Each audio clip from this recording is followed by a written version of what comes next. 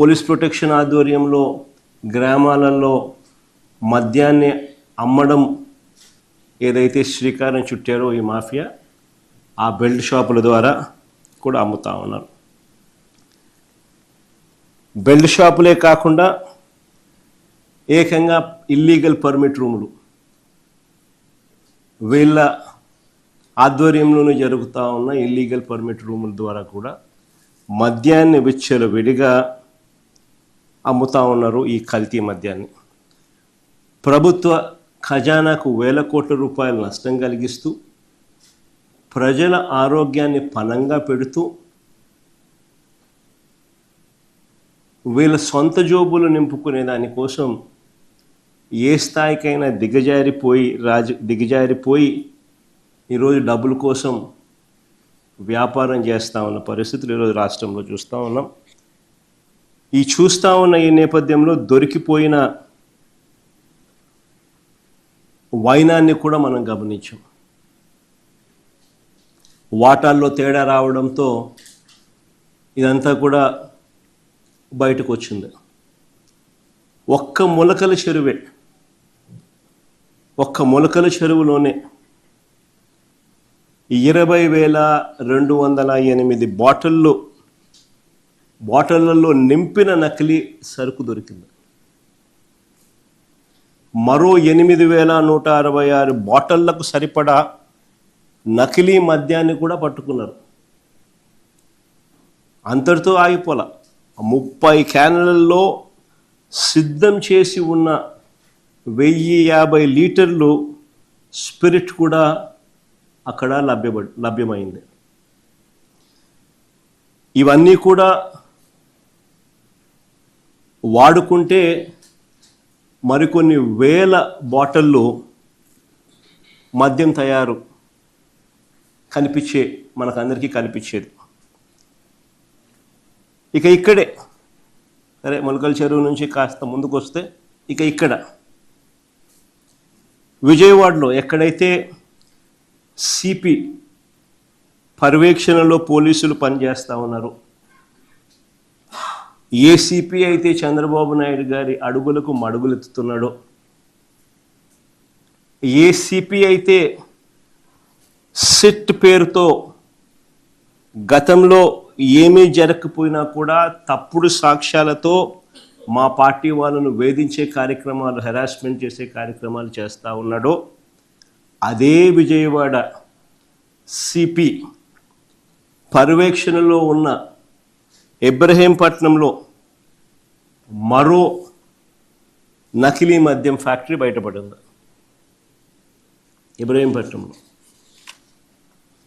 ఇబ్రహీంపట్నంలో దొరికిన నకిలీ మద్యం దాదాపుగా 27,224 బాటిళ్ళు. రాష్ట్రంలో మిగిలిన చోట్ల ఇంకా కాస్త ముందుకు పోతే రాష్ట్రంలో మిగిలిన చోట్ల అనకాపల్లి జిల్లా పరవాడలో ఇలానే మద్యం ఫ్యాక్టరీ బయటపడింది. అమలాపురంలో ఇలానే మద్యం ఫ్యాక్టరీ బయటపడింది.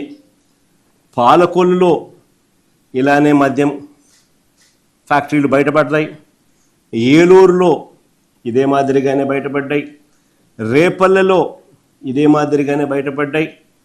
నెల్లూరులో ఇదే మాదిరిగానే బయటపడ్డ పరిస్థితుల మధ్య ఈ నకిలీ మద్యాన్ని తయారీకి మొత్తం కూడా పరిగణలోకి తీసుకుంటే రాష్ట్రంలో కొన్ని లక్షల బాటిళ్ళు వీళ్ళు తయారు చేసేది వీళ్ళే. డిస్ట్రిబ్యూషన్ నెట్వర్క్ ద్వారా వీళ్ళకి సంబంధించిన ప్రైవేట్ మాఫియా షాపుల్లోకి, వీళ్ళకి సంబంధించిన బెల్ట్ షాపులకు, వీళ్ళకి సంబంధించిన పర్మిట్ రూములకు, ఇల్లీగల్ పర్మిట్ రూములకు అన్నిటికీ కూడా వీళ్ళే డిస్ట్రిబ్యూట్ చేసి అమ్ముతా ఉన్న ఫోటోలు.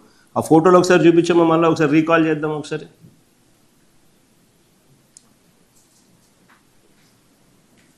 ఇది తంబలపల్లి నియోజకవర్గంలో, ఇంతకుముందు నేను చెప్పినట్టుగా తంబలపల్లి నియోజకవర్గంలో మొలకల చెరువులో లభ్యమైన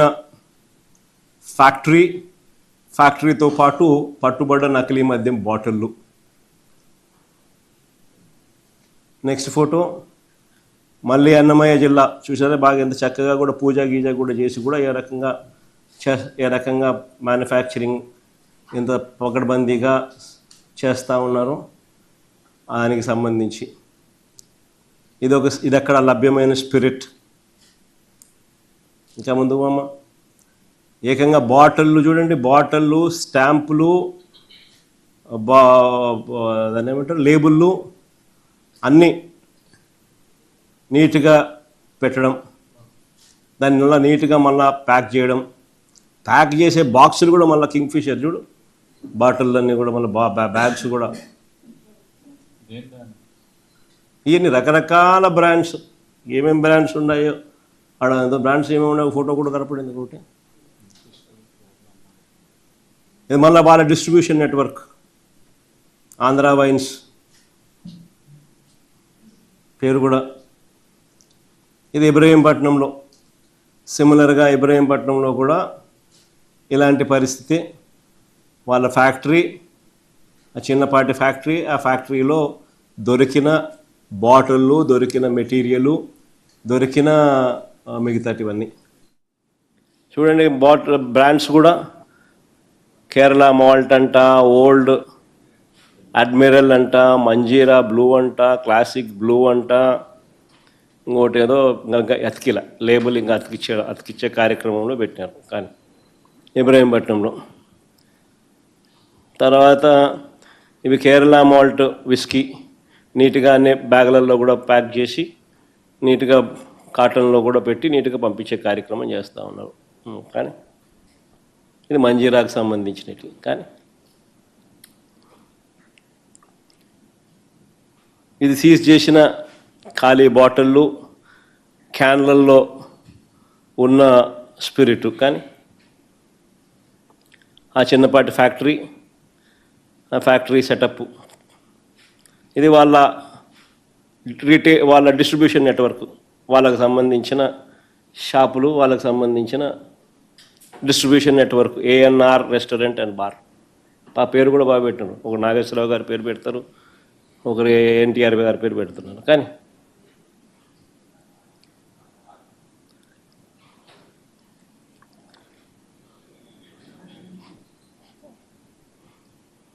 ఇది పరవాడలో, ఇది అనకాపల్లి జిల్లా పరవాడలో, అక్కడ ఒక చిన్న సైజ్ ఫ్యాక్టరీ. చూడు మళ్ళీ ముసుకేసి మళ్ళీ పెడతారు, మళ్ళీ ఎక్కడ మనుషులు బయట ఫోటోలు బయటికి రాకూడదు. సేమ్ ఇదే సెటప్ అక్కడ కూడా, ఇదే మాదిరిగానే స్టిక్కర్లు, ఇదే మాదిరిగానే ఏకంగా స్టిక్కర్లు, బాటిళ్ళు, లేబుళ్ళు, మ్యానుఫ్యాక్చరింగు అందరూ ఒక చోట కూడా కాదు. ఇంతకుముందు నేను చూపించినట్టుగా ఇబ్రహీంపట్నము, దానికన్నా ముందు తంబళ్ళపల్లె, దానికి తర్వాత ఇబ్రహీంపట్నం తర్వాత అనకాపల్లి జిల్లా పరవాడ. ఇక్కడ పరవాడలో చేస్తూ ఉన్నది ఎవరు అని అంటే నిక్లం నకిలీ మద్యం తయారీలో స్పీకర్ అయ్యన్న పాత్రుడు సన్నిహితుడు రుత్తల రాము. చూడు బాగా ఎంత చక్కగా ఇద్దరు బాగా నవ్వుతున్నారు, స్మార్ట్గా ఉన్నారు ఇద్దరు. కానీ ఇది అమలాపురంలో పట్టుబడ్డ నకిలీ బాటిళ్ళు, నకిలీ మద్యం మిషను, అంత మిషన్ కూడా కనపడుతూ ఉంది. బాటిళ్ళు, దానికి సంబంధించిన కాటన్లు, బాటిళ్ళు, అన్ని లేబుళ్ళు, మిషను అన్నీ కలిపి చూపిస్తూ ఉన్నారు. ఇది పాలకొల్లులో నకిలీ మద్యం తయారీ గుట్టుకు సంబంధించి పాలకొల్లులో. ఇది ఏలూరులో. ఇది రేపల్లెలో. ఇది నెల్లూరులో.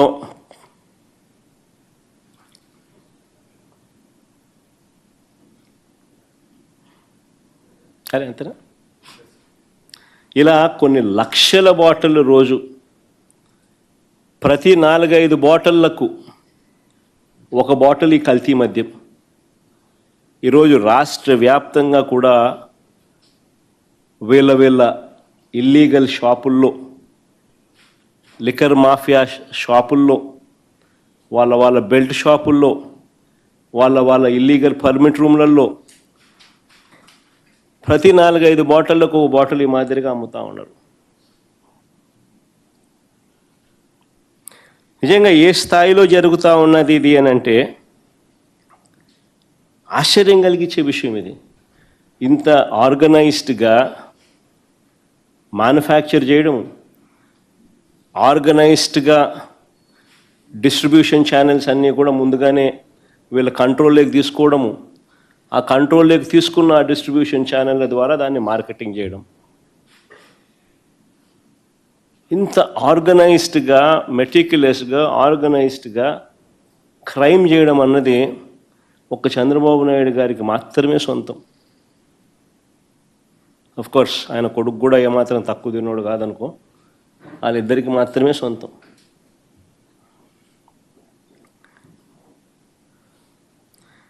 దీని నుంచి డైవర్ట్ చేయడానికి 2 సంవత్సరాలు అయిపోయింది. వీళ్ళే అధికారంలో ఉన్నారు. 2 సంవత్సరాల నుంచి ఇదే కార్యక్రమం చేస్తూ ఉన్నారు. 2 సంవత్సరాల నుంచి చేస్తూ ఉన్న ఈ కార్యక్రమాలను డబ్బుల దగ్గర తగాదాలు వచ్చి బయటపడడంతో టాపిక్ డైవర్ట్ చేసేదానికి ఏమంటారు? చంద్రబాబు చేస్తూ ఉన్న కుట్రలు ఎన్ని? ఆయనకంటే అలవాటైన పద్ధతే ఇది. ఇంతకుముందు ఎన్టీ రామారావు గారిని వెన్నుపోటు పొడిచిన దగ్గర నుంచి ఆయన ఫ్లాష్ బ్యాక్ అంతా తిరిగి చూస్తే చేసేది ఆయనే, మళ్ళీ నెపాన్ని నెట్టేది వేరే వారి మీద నెట్టేది ఆయనే, దానికి వత్తాసు పలికేది ఇదే ఎల్లో మీడియాని. అప్పుడైనా ఇప్పుడైనా ఎప్పుడైనా ఇదే మోడస్ ఆపరండి. చంద్రబాబు నేరాలు చేస్తాడు, అది బయటపడేసరికి ప్రజలను తప్పుదోవ పట్టించేదానికి ఆయన దొంగల ముఠా ఎల్లో మీడియా సిద్ధమవుతుంది. అంతా ఆర్కెస్ట్రేటెడ్గా ఒక అబద్ధాన్ని నిజమని చెప్పి నమ్మించే దానికోసం డైవర్షన్ పాలిటిక్స్లో చెప్పిన అబద్ధమే 100 సార్లు చెప్పే కార్యక్రమం జరుగుతూ పోతుంది.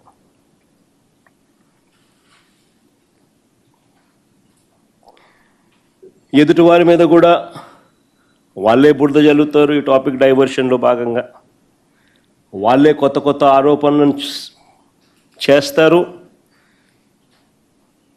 వాళ్ళే ఆ ఆరోపణలను నిజం చెయ్యాలి అని చెప్పి తాపత్రయంతో ఒక సిట్టు కూడా వేస్తారు.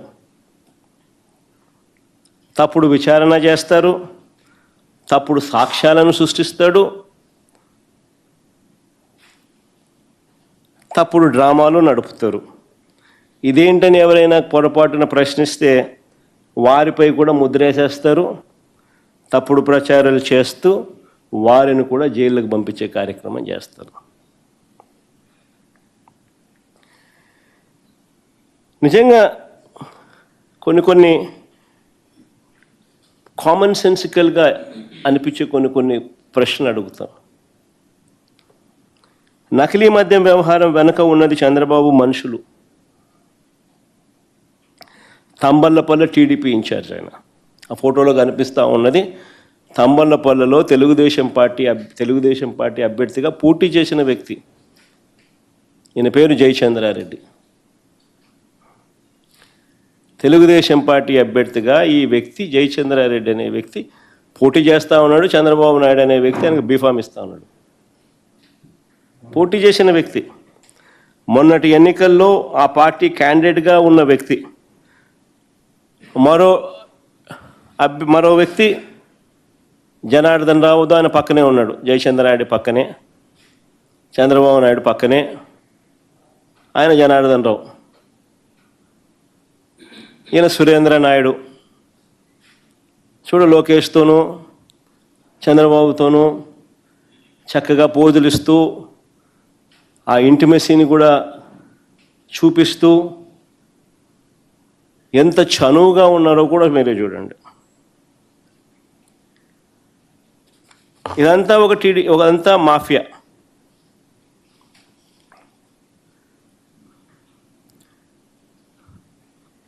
ఎన్నికల్లో బాండ్లు సైతం ప్రచారం. బాండ్లతో పాటు Telugu Desam party manifesto, Chandrababu Naidu photo చూడండి ఎంత చక్కగా ప్రతి ఇంటికి పోయిస్తున్నాడో.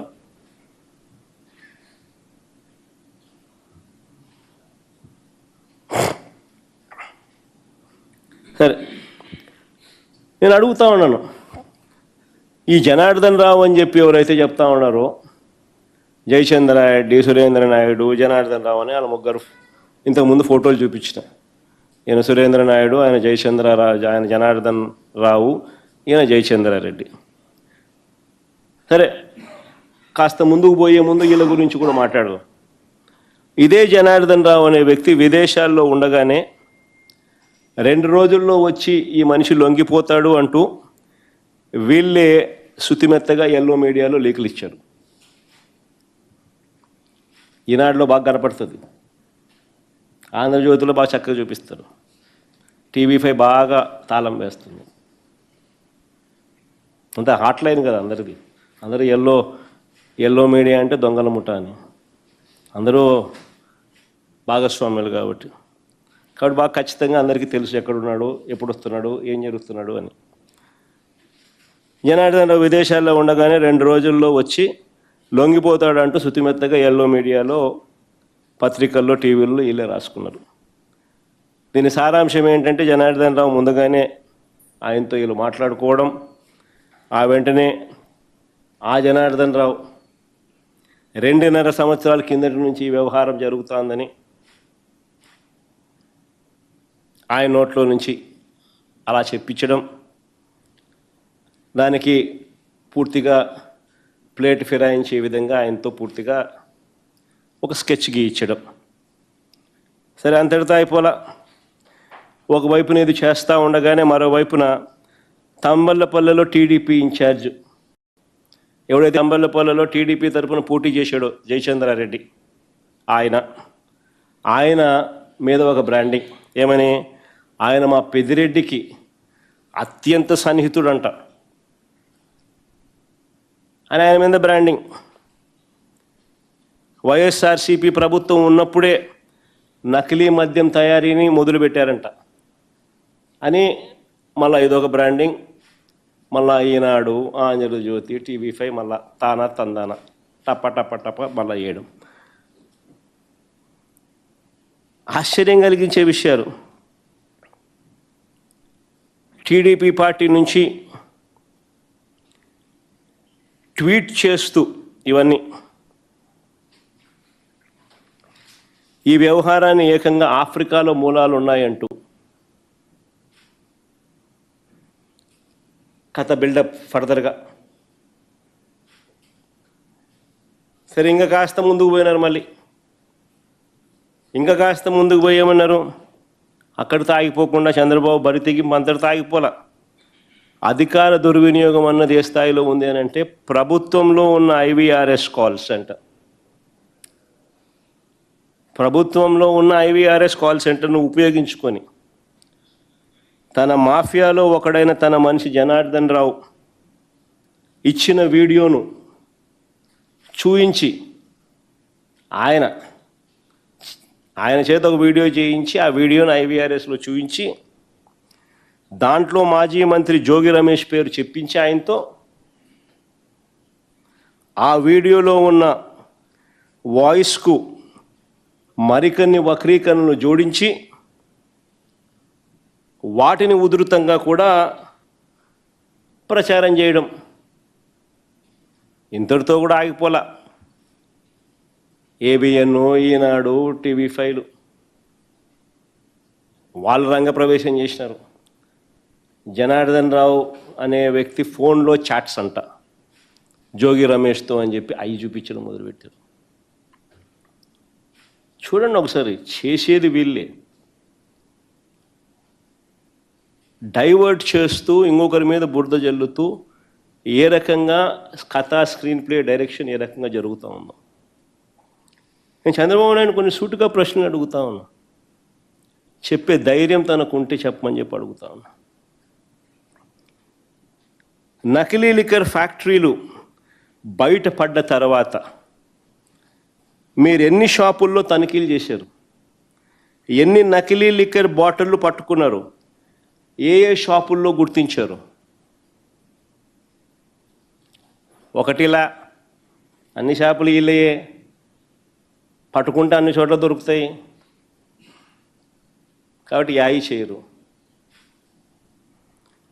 ఇదే జనార్దన్ రావు విదేశాల నుంచి వస్తూ ఉన్నప్పుడు వస్తున్నాడని చెప్పి మీకు తెలిసినాడు, మీ పేపర్లో మీరే రాసినారు 2 రోజులు ఆయన వస్తున్నాడని. మరి ఆయన ఎందుకు అరెస్ట్ చేయలేదు? ముందే అక్కడికి పోయి ఎందుకు అరెస్ట్ చేయలేదు?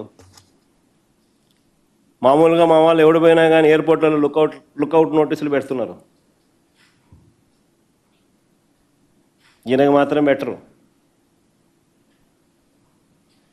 దర్జాగా ఆయన వస్తాడు.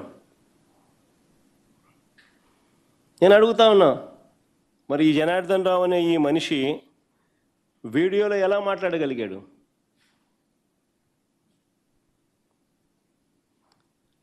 ఆ వీడియోని ఎలా బయటకు పంపగలిగారు?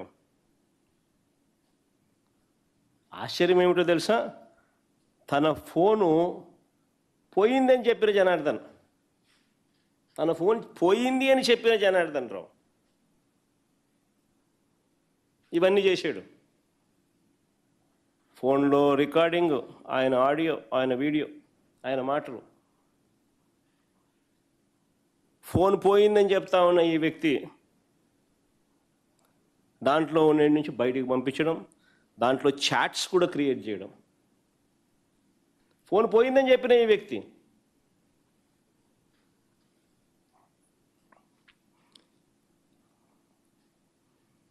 ఆ ఫోన్ నుంచి తప్పుడు ఫ్యాబ్రికేటెడ్ స్క్రీన్ షాట్స్ తీయడం, ఇది ఎలా సాధ్యమో అని చెప్పి నేను అడుగుతా ఉన్నా.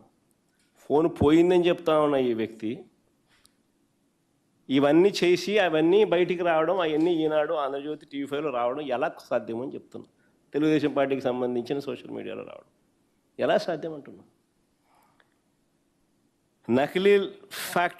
నకిలీ లిక్కర్ ఫ్యాక్టరీ అక్టోబర్ 3న బయటపడితే ఇవాళకి 20 రోజులు అయింది. నేను చంద్రబాబు నాయుడు సూటుగా అడుగుతా ఉన్నా, ఇప్పటికీ కూడా వారి contested candidate Jayachandra Reddy, TDP contested candidate Jayachandra Reddy ఇంతవరకు ఎందుకు అరెస్ట్ చేయలేదని అడుగుతా ఉన్నా.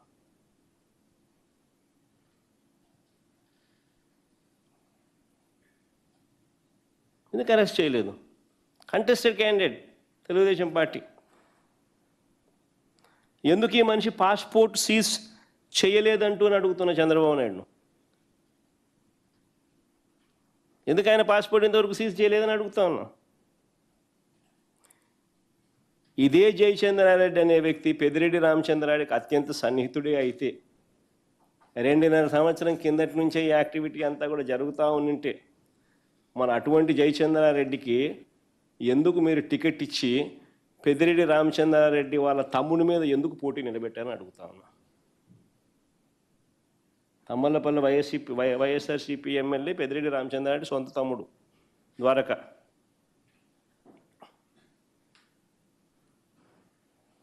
మన చంద్రబాబు నాయుడు పెద్దిరెడ్డి రామచంద్రారెడ్డికి అత్యంత సన్నిహితుడు జయచంద్రారెడ్డి అని చంద్రబాబు నాయుడు చెప్పే కార్యక్రమం ఏదైతే చేస్తూ ఉన్నప్పుడు ఎందుకు మరి పెద్దిరెడ్డి రామచంద్రారెడ్డి తమ్ముని మీద జయచంద్రారెడ్డిని పోటీ పెట్టినారని అడుగుతా ఉన్నా.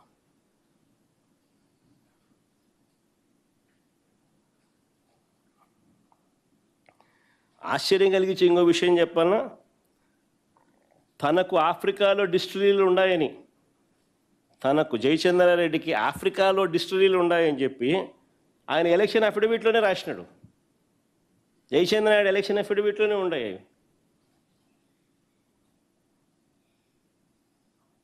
మరి ఈరోజు చంద్రబాబు నాయుడు, ఆ రోజు చంద్రబాబు నాయుడుకి అది కనిపించలా, ఆఫ్రికా మూలాలు కనిపించలా. ఈరోజు మాత్రం ఆఫ్రికా లింకులు అంటూ ఈనాడు పేపర్ చూస్తే ఒకసారి ఆ పేపరా టిష్యూ పేపర్కి ఎక్కువ, బాత్రూమ్ పేపర్కి తక్కువ.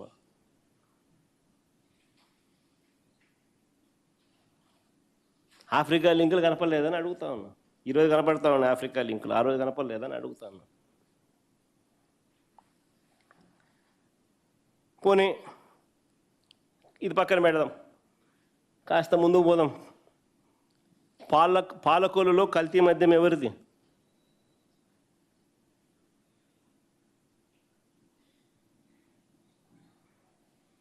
అక్కడ వాళ్ళకేం ఆఫ్రికా లింకులు లేవు కదా.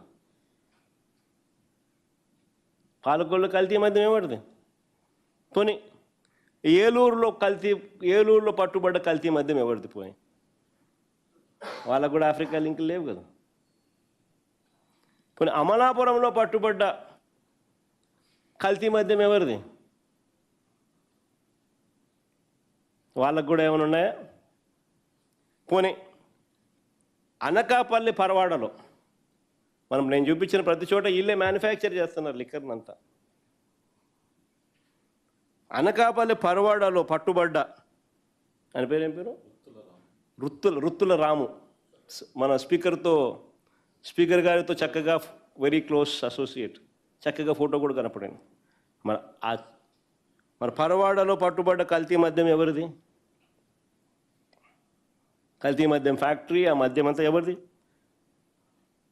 పోనీ అక్కడ టీడీపీ నాయకుడు రుత్తుల రాముకు ఆఫ్రికాతో సంబంధాలు ఉన్నాయా? ఆ నుంచి స్పిరిట్ వస్తుందా? వీళ్ళు కొడుతున్నారా?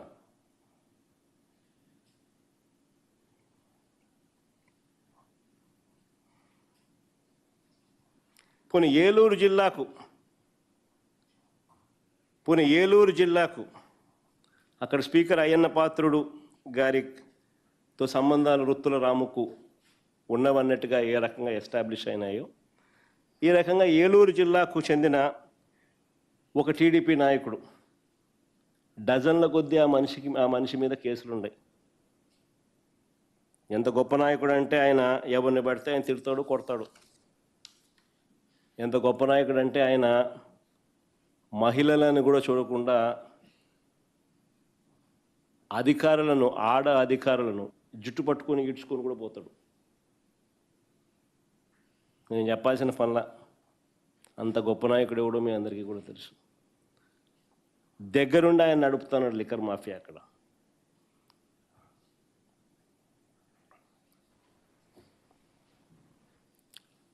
ప్రభుత్వంలో ఉన్న మరో ప్యాకెట్ కింగ్, అది కూడా నేను చెప్పాల్సిన పనుల. టీడీపీ నాయకుడు రేపల్ల నుంచి ప్యాకెట్ కింగ్ అంటే ఎవరో మీ అందరికీ తెలిసిందే.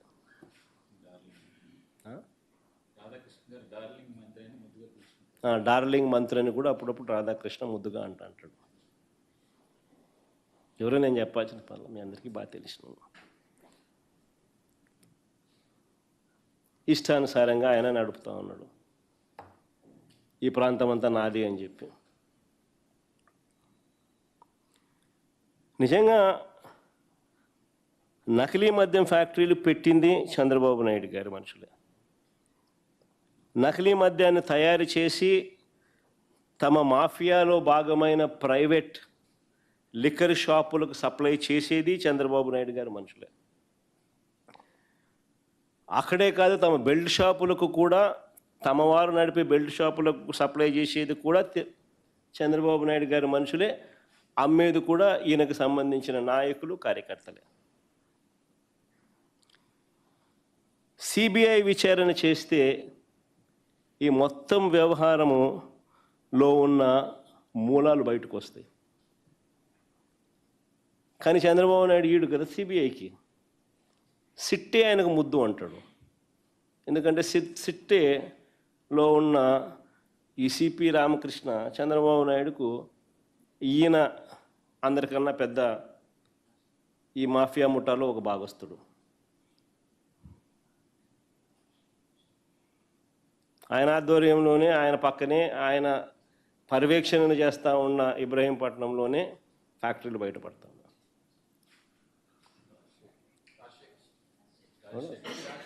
సిపి రాజశేఖర్ అంట కనపడతా ఉంది. ఆయనకు సిట్టే ముద్దు. ఎందుకంటే డైవర్ట్ చేయాలి కదా మన టాపిక్లన్నీ డైవర్ట్ చేయాలి అని అంటే, తప్పుడు ప్రచారాలు చేయాలి అని అంటే, ఇలాంటి వాళ్ళు ఎవరైతే సిండికేట్లో భాగస్వాములుగా ఉన్నారో వాళ్ళ చేతుల్లో అధికారం ఉండాలి కదా. మరో డైవర్షన్ ఏమిటంటే, ఇది ఇంకా ఆశ్చర్యకర విషయం, ఇది భలే వెరైటీ డైవర్షన్ చంద్రబాబు నాయుడు చేస్తూ ఉండేది. ఇకపై లిక్కర్ అమ్మేటప్పుడు క్యూఆర్ కోడ్ స్కాన్ చేయాలంటూ రాష్ట్ర ప్రభుత్వం జారీ చేసిన ఉత్తర్వులు. ఇకపై లిక్కర్ అమ్మేటప్పుడు క్యూఆర్ కోడ్ స్కాన్ చేసి అమ్మాలనంటూ రాష్ట్ర ప్రభుత్వం ఇటీవల జారీ చేసిన ఉత్తర్వులు. ఇది నిజంగా అన్నిటికన్నా హైలైట్. ఎందుకో తెలుసా? లిక్కర్ షాపులు ఉండేటివి ఎవరివి? అన్ని చంద్రబాబు నాయుడు గారి మనుషులవే కదా. బెల్ట్ షాపులు ఉండేటివన్నీ ఎవరివి? అన్ని చంద్రబాబు నాయుడు గారి మనుషులవి కాదా? ఇల్లీగల్ పర్మిట్ రూముల్లో లూజ్గా పెగ్గులు చొప్పున లిక్కర్ అమ్మేది ఎవరు? చంద్రబాబు నాయుడు గారికి సంబంధించిన కార్యకర్తలు, మనుషులు, నాయకులు, వాళ్ళ లిక్కర్ సిండికేట్ మాఫియా కాదా? మరి ఇలాంటి వాళ్ళకే చంద్రబాబు నాయుడు బాధ్యత ఇస్తూ ఉన్నాడు, క్యూఆర్ కోడ్ స్కాన్ చేయండి అని. అంటే దొంగకు తాళాలు ఇవ్వడం అంటే ఇది కాదా అని అడుగుతా ఉన్నా.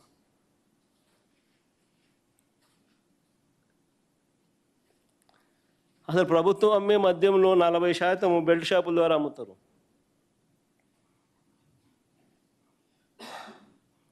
మరో 40% ఇల్లీగల్ పర్మిట్ రూమ్లలో అమ్ముతున్నారు.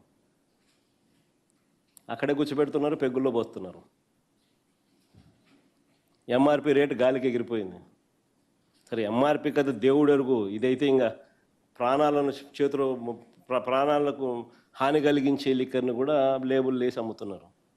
ఏం తాగుతున్నారో 3వ రౌండ్ 4వ రౌండ్కి వచ్చేసరికి 5వ రౌండ్లో ఏం పడుతుందో కూడా తెలియదు.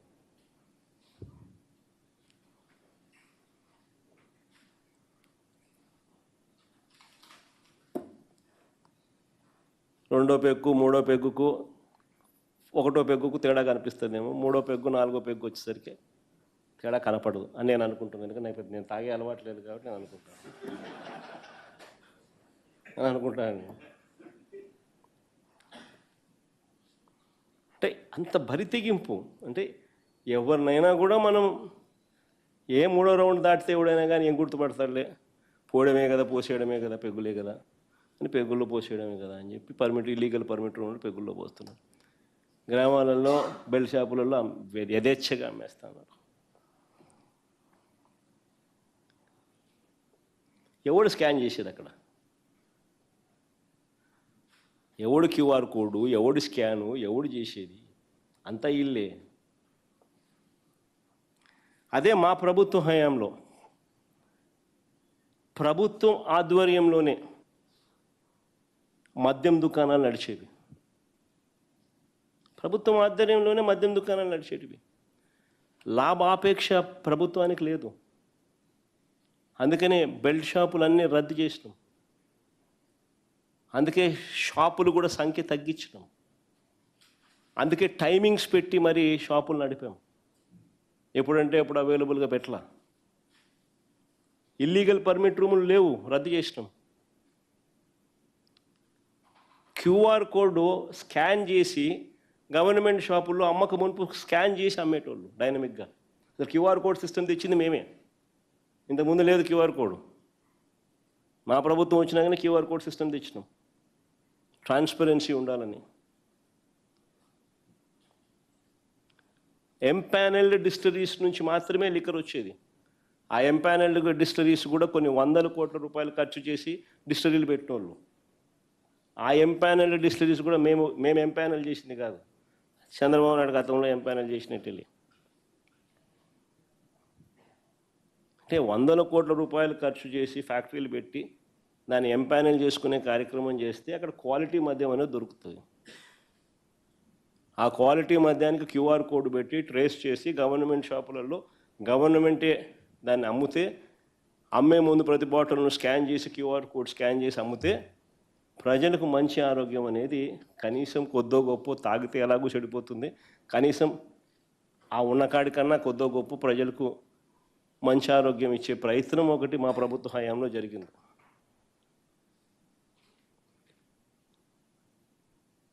ఈరోజు విచ్చలవిడిగా ప్రజల ఆరోగ్యాన్ని పణంగా పెడుతూ ఈరోజు కరప్షన్ అనేది ఏ స్థాయిలోకి వెళ్ళిపోయిందో కంటి ముందర కనిపిస్తూ ఉంది. ఒకవైపున ఎంఆర్పి రేటు కన్నా ఎక్కువ రేటుకు బెల్ట్ షాపులు ఇల్లీగల్ పర్మిట్ రూములలో అమ్ముతూ ఉన్నారు, కంటికి కనపడతా ఉంది. మరోవైపున ఇల్లిసిట్ స్పూరియస్ లిక్కరు విచ్చలవిడిగా తాగిస్తున్నారు, ప్రతి 4-5 బాటిల్లో ఒక బాటిల్. మరోవైపు ఈ ప్రైవేట్ మాఫియా లిక్కర్ షాపులు ఏదైతే ఇండెంట్ ప్లేస్ చేస్తారో, వీళ్ళకి కావాల్సిన డిస్టరీలకు, వీళ్ళకి కావాల్సిన బ్రాండ్లు, వీళ్ళకి కావాల్సిన డిస్టరీలకు అవి మాత్రమే సప్లై, గవర్నమెంట్ డబ్బులు కట్టి వీళ్ళకి సప్లై చేస్తుంది. అది ఇంకొక స్కామ్.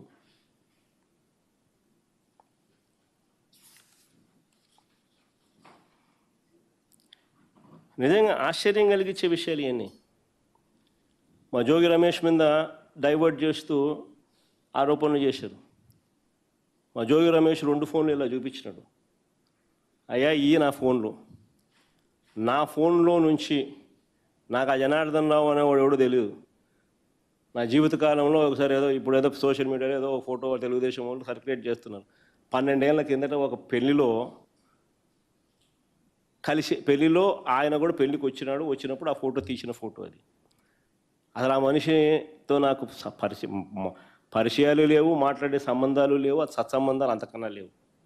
ఇదిగో నా ఫోన్లో అని చెప్పి జోగి రమేష్ చూపించినాడు. మరి జోగి రమేష్కు పరిచయమే లేని వ్యక్తితో చాట్స్ జరిగినట్టుగా ఫోను తప్పిపోయిన జనార్దన్ రావు, ఫోన్ పోయింది అని చెప్తా ఉన్న జనార్దన్ రావు ఫోన్లో నుంచి రిలీజ్ అవుతాయి ఆ చాట్స్. అంటే ఏ స్థాయిలోకి వీళ్ళు దిగజారిపోతూ ఉన్నారు చూడండి ఒకసారి. అంటే ఒక ఫ్యాబ్రికేట్ చేసే కార్యక్రమం, ఏకంగా వాళ్ళ ఫోను తీసుకోవడము, ఆ ఫోన్లో చాట్స్ వీళ్ళే జనరేట్ చేయడము, మళ్ళీ ఎవరైనా కోర్టుకు వెళ్ళి మా జోగి కోర్టులో కేసు వేసినాడు, సిబిఐ ఎంక్వైరీ అడుగుతూ ఈ పాట చూపిస్తూ. అప్పుడేమంటారు, ఫోన్ లేదు పోయిందని ఆయనే కంప్లైంట్ ఇచ్చినాడు, ఫోనే లేదు కదా అని వీళ్ళు అంటారు. కానీ ఈ లోపల డ్యామేజ్ చేస్తూ ఉన్నారు కదా డైవర్షన్ పాలిటిక్స్లో. అంటే ఒక మనిషిని, ఒక వ్యక్తిత్వ హరణం కాదా ఇది అని అడుగుతా ఉన్నా. నువ్వు చేసింది తప్పు, ఒక ఎదవ పని.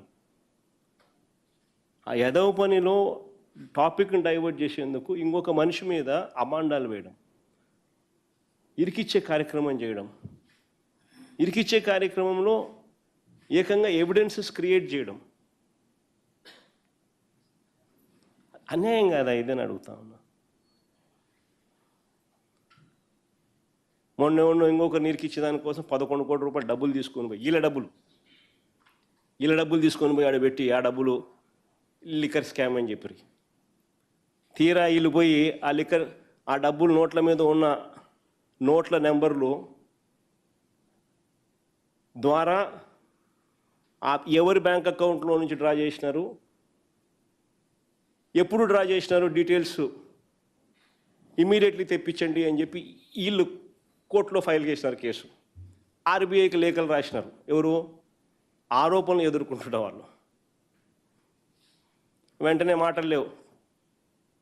ఎక్కడైనా కానీ 11 కోట్ల రూపాయలు ఎక్కడైనా ఇటువంటి డబ్బులు దొరికితే ఏం చేస్తారు? డబ్బులు పక్కన పెడతారు కదా ఎవరైనా.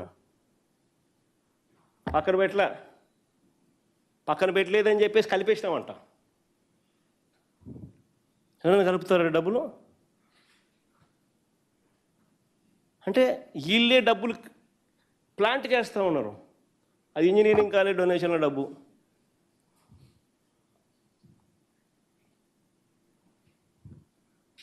అది ఏ స్థాయిలోకి దిగజారిపోతూ ఉన్నారు అని అంటే నిజంగా ఆశ్చర్యం కలిగించే విషయాలు ఇవన్నీ.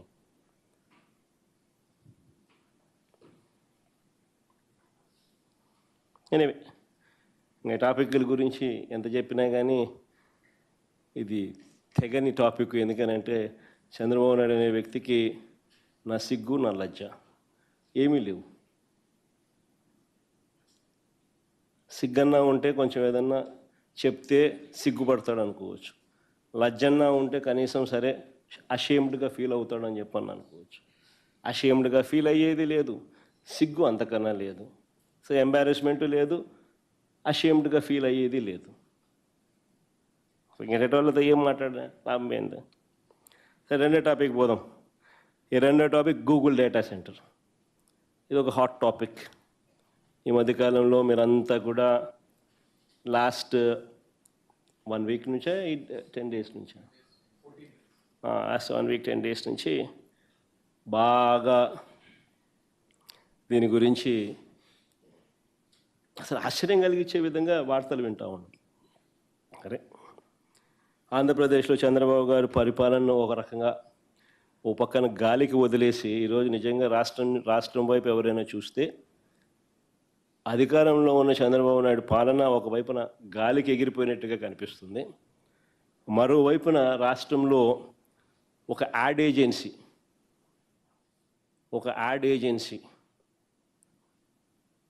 నడిపిస్తా అన్నట్టుగా రాష్ట్రం నడుస్తూ ఉంది.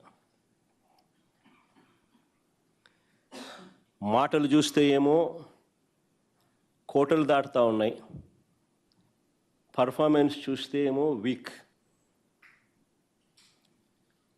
వేరే వాళ్ళకు దక్కాల్సిన క్రెడిట్ను తానే చోరీ చేయడంలో మాత్రం చంద్రబాబు పీక్. పర్ఫార్మెన్స్ ఏమో వీక్, వేరే వాళ్ళకు దక్కాల్సిన క్రెడిట్ తానే చోరీ చేయడంలో మాత్రం చంద్రబాబు పీక్. రాష్ట్రం ఇవాళ ఒక యాడ్ ఏజెన్సీ మాదిరిగా నడుస్తూ ఉంది. సరే, ఇక విశాఖపట్నం ఫ్యాక్ట్స్ లేకపోదాం, ఈ డేటా సెంటర్ ఫ్యాక్ట్స్ లేకపోదాం.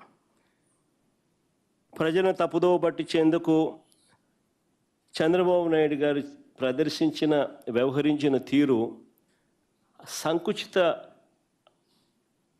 బుద్ధిని చాటుతుంది. నిజంగా వాస్తవాలు లేకపోతే వైఎస్ఆర్సిపి ప్రభుత్వంలో ఇంటర్నేషనల్ టెక్నాలజీ హబ్గా విశాఖపట్నం నగరాన్ని తీర్చిదిద్దే కార్యక్రమంలో భాగంగా 2020 నవంబర్లో, అంటే కోవిడ్ ఉన్న సమయంలో కూడా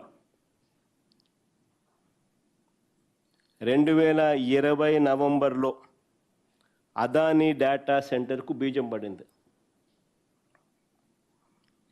దాని ఫలితంగా మే 3వ తారీఖున 2023 మే 3వ తారీఖున శంకుస్థాపన ఫౌండేషన్ స్టోన్ కూడా వేయడం జరిగింది అదానీ డేటా సెంటర్కు.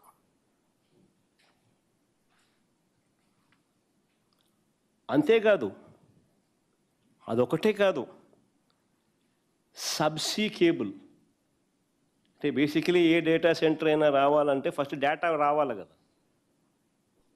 డేటా వస్తే నువ్వు డేటా సెంటర్ ఒకటి వస్తుంది, డేటా వచ్చే మార్గం రావాలి కదా. సో డేటా తేవడానికి సబ్సీ కేబుల్, అంటే underneath the sea, subsea cable, తద్వారా కేబుల్ ల్యాండింగ్ స్టేషన్ రిసీవ్ చేసుకోవాలి కదా. సబ్సీ నుంచి కేబుల్ వస్తుంది, కేబుల్ వచ్చిన తర్వాత కేబుల్ ల్యాండింగ్ స్టేషన్ రిసీవ్ చేసుకుంటుంది. సింగపూర్ నుంచి తీసుకొచ్చే కార్యక్రమం, సబ్సీ కేబుల్ సింగపూర్ నుంచి తీసుకొచ్చే కార్యక్రమానికి కూడా అంకురార్పణ కూడా అప్పుడే ప్రారంభమైంది.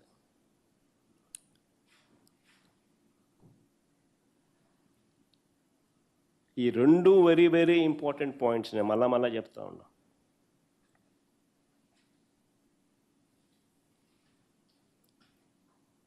ఈ సబ్సీ కేబుల్ అనేది డేటాను తీసుకురాకపోతే అసలు ఏ డేటా సెంటర్ రాదు. దాని అంకురార్పణ జరగకపోతే అసలు ఏ డేటా వచ్చే అవకాశము లేదు. Adani data centre foundation stone వేయకపోయిందంటే మే 3, 2023 ఆయనకు అలాట్మెంట్ చేసింది 2020 నవంబర్ కోవిడ్ టైంలో. కోవిడ్ అయిపోయిన వెంటనే మే 3, 2023లో ఆయన ఏకంగా ఫౌండేషన్ స్టోన్ కూడా వేసినాడు. ఈ రెండు వెరీ వెరీ ఇంపార్టెంట్ పాయింట్స్. దీని వెనుక వైఎస్ఆర్సిపి ప్రభుత్వం చేసిన కృషి, అదానీ చేసిన కృషి, మరీ ముఖ్యంగా అదానీ చేసిన కృషి అని చెప్పాలి. కేంద్ర ప్రభుత్వం చేసిన కృషి, సింగపూర్ గవర్నమెంట్ చేసిన కృషి, వీళ్ళందరి కృషి వల్ల ఈరోజు దాని కొనసాగింపులో భాగంగా ఈరోజు గూగుల్ రావడం జరిగింది. వైఎస్ఆర్సిపి ప్రభుత్వం వైఎస్ఆర్సిపి ఆ రోజు వేసిన సీడే ఈరోజు ఈ డేటా సెంటర్ కొనసాగింపే.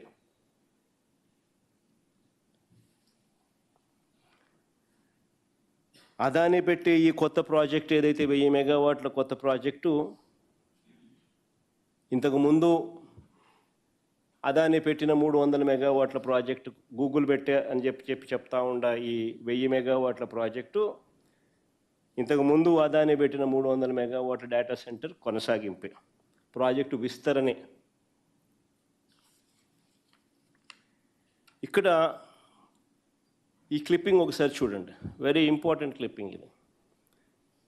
ఇది టైమ్స్ ఆఫ్ ఇండియా పేపర్లో 11th అక్టోబర్ 2022కు సంబంధించిన పేపర్ కటింగ్.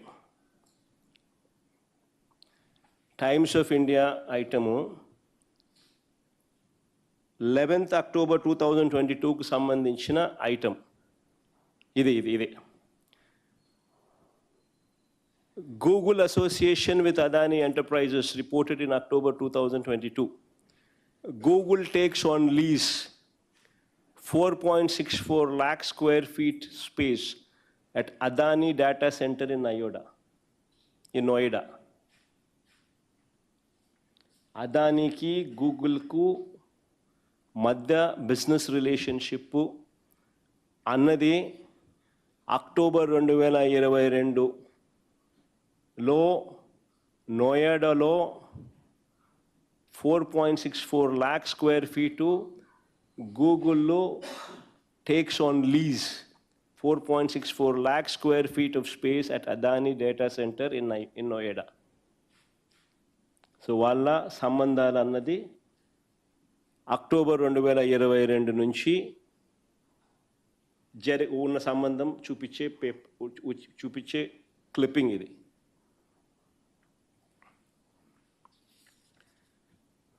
ఈ నేపథ్యంలో ఇక్కడ ఫౌండేషన్ స్టోన్ వేసింది May 3rd, 2023 వైజాగ్లో. విశాఖపట్నంలో ఫౌండేషన్ స్టోన్ వేసింది May 3వ తారీఖున 2023లో ఫౌండేషన్ స్టోన్ శంకుస్థాపన చేసింది.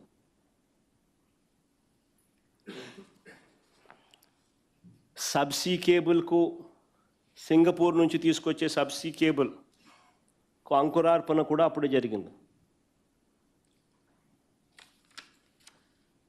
అదానీకి ల్యాండ్ ఇస్తూ జీవో ఇచ్చిన 2020 నవంబర్లో జీవో ఇస్తే 2021లో గవర్నమెంట్ ఆఫ్ ఆంధ్రప్రదేశ్ సింగపూర్ గవర్నమెంట్కు రాసిన లేఖ ఇది. అంటే వైఎస్ఆర్సిపి ప్రభుత్వం సింగపూర్ ప్రభుత్వానికి 9/3/2021లో రాసిన లేఖ ఇది.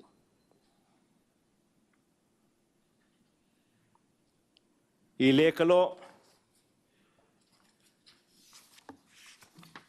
లేఖలో క్లియర్ కట్గా సింగపూర్ గవర్నమెంట్ను ఫెసిలిటేట్ చేయమని చెప్పి కేబుల్ సింగపూర్ నుంచి విశాఖపట్నంకు తీసుకొచ్చే ప్రక్రియలో వాళ్ళు కూడా భాగస్వాములు కమ్మని చెప్పి ఆ ఫెసిలిటేట్ చేసే కార్యక్రమం చేయమని చెప్పి సింగపూర్ గవర్నమెంట్కు ఆంధ్రప్రదేశ్ గవర్నమెంటు 9/3/2021లో లేఖ రాసింది. అంటే లాస్ట్ కొన్ని పారాగ్రాఫ్లు మాత్రం 2 పారాగ్రాఫ్లు మాత్రం, మిగతా కంటెంట్ అంతా కూడా చదివితే ప్రతి కంటెంట్లోని ప్రతి ఇంపార్టెంట్ విషయం కూడా మీకు తెలుస్తుంది. ఈ లెటర్ మీడియాకు కూడా అవైలబుల్గా ఉండడానికి నెట్లోనే పెడతాము. ఆ మీడియాకు కూడా ఇప్పుడు కూడా ప్రజాప్రతినిధులందరూ కూడా తీసుకునే అవకాశం కూడా తీసుకోవచ్చు కూడా. లాస్ట్ పారాగ్రాఫ్ ఒకటి ఊరు చదువుతాను. We sincerely hope that the ongoing consultation between Adani Enterprises Limited and the government of Singapore and its entities to develop Visakhapatnam as a data center would result in a positive outcome for a data corridor between Visakhapatnam and Singapore.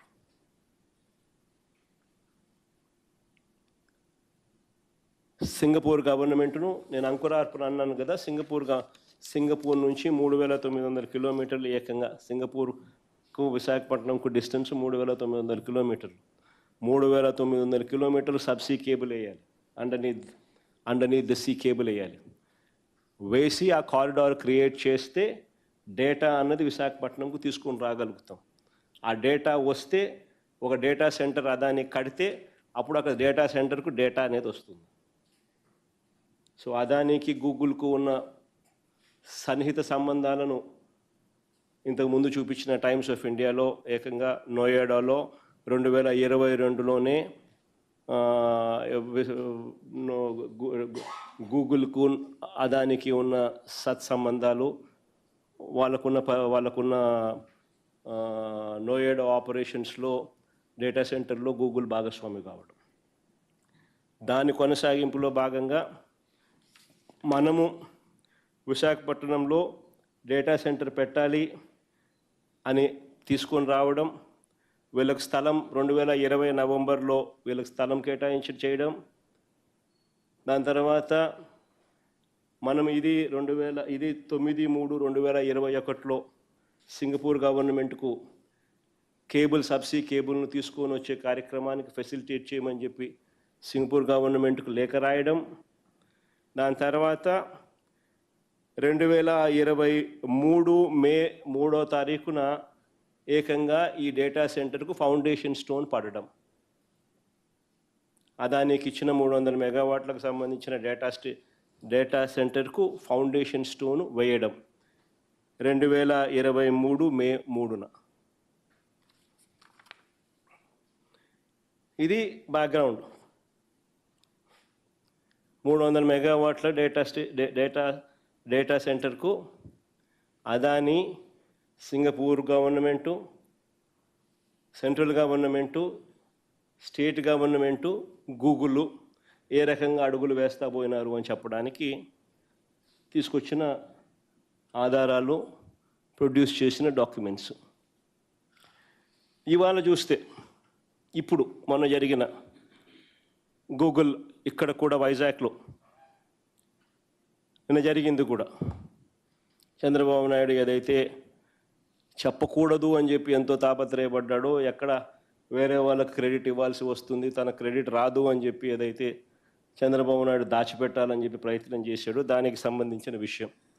ఇక్కడ కూడా వైజాగ్లో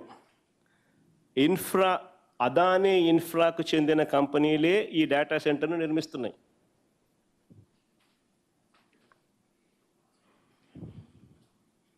ఇది Alexander Smith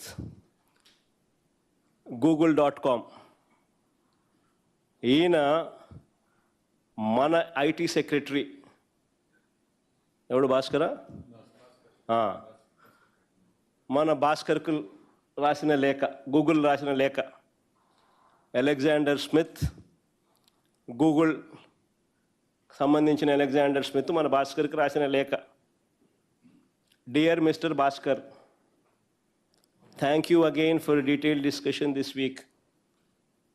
ఇది ఎప్పుడు 4th October, అంటే వీళ్ళు పోయి ఢిల్లీకి పోయి హడావిడి చేసి సంతకాలు పెట్టక మునుపు, ఢిల్లీకి పోయి హడావిడి చేయక మునుపు 4th అక్టోబర్ 2025, 10 days ముందు. ఏమ్మా దాన్ని స్క్రీన్ మూసేనైనా ఏం చేస్తున్నారు మీరు?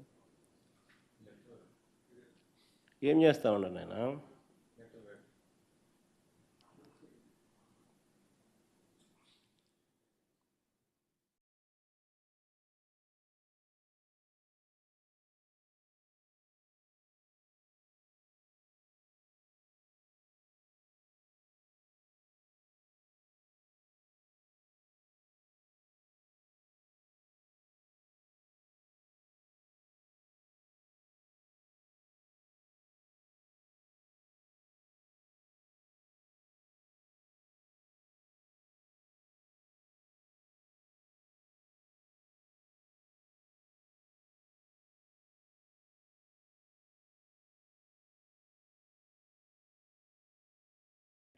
అలెగ్జాండర్ స్మిత్ రాసిన లేఖ ఇది.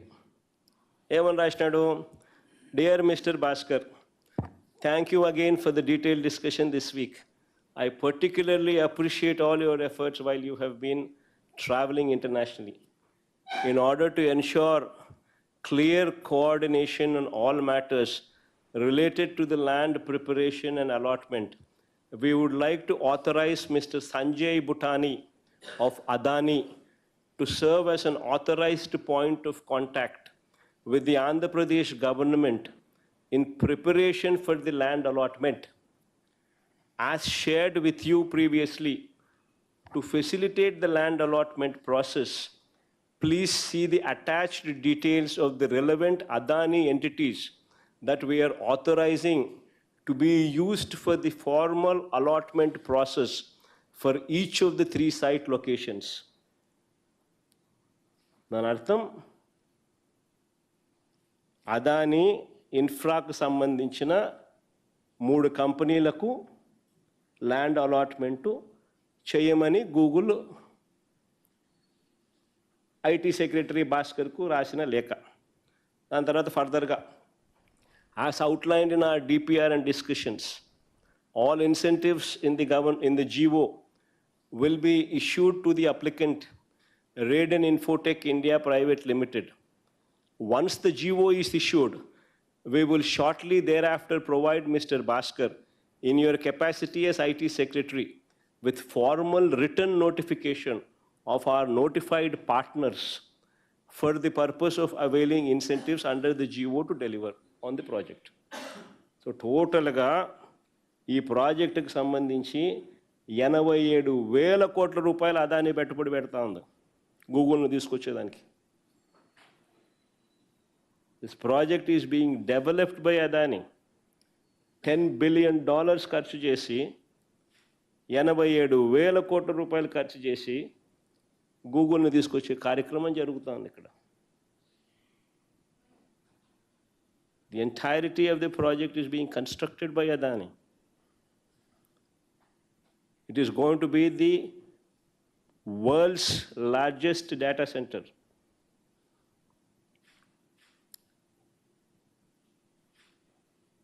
Spending 87,000 crores, $10 billion.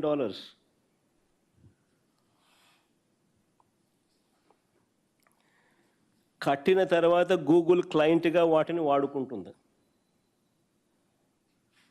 ఈ డేటా సెంటర్, నేను ఇంతకుముందు అన్నా కదా, కేబుల్ రావాలా, డేటా సెంటర్ కావాలా, కట్టాలా, అప్పుడు గూగుల్ వస్తుంది.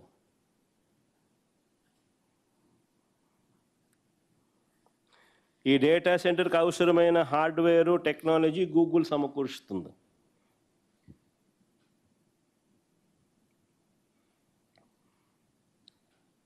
నిజంగా ఇలాంటి డేటా సెంటర్ను మన దేశానికి చెందిన అదానీ లాంటి గొప్ప కంపెనీ కడుతుందని గొప్పగా గర్వంగా చెప్పుకోవాల్సింది పోయి, నిజంగా చెప్పుకోవాలి కదా, 87,000 కోట్లు ఎవడు పెడతాడండి? $10 billion తీసుకొచ్చి ఇక్కడ పెట్టి ఇంత కష్టపడి సింగపూర్ గవర్నమెంట్ నుంచి కేబుల్ తిప్పించి, కేంద్ర ప్రభుత్వము, సింగపూర్ గవర్నమెంటు, వైఎస్ఆర్సీపీ గత ప్రభుత్వము 87,000 కోట్ల పెట్టుబడి ఇన్ని పెట్టిన తర్వాత గూగుల్ వస్తుంది. క్రెడిట్ అనేది ఎవరికి ఇవ్వాలా? కనీసం అదాని 87,000 కోట్లు పెడతా ఉన్నాడు, గూగుల్ని తెస్తా ఉన్నాడు, థ్యాంక్ యూ అని చెప్పినాడు కనీసం చంద్రబాబు నాయుడు అనే వ్యక్తి. క్రెడిట్ ఇచ్చినాడా కనీసం?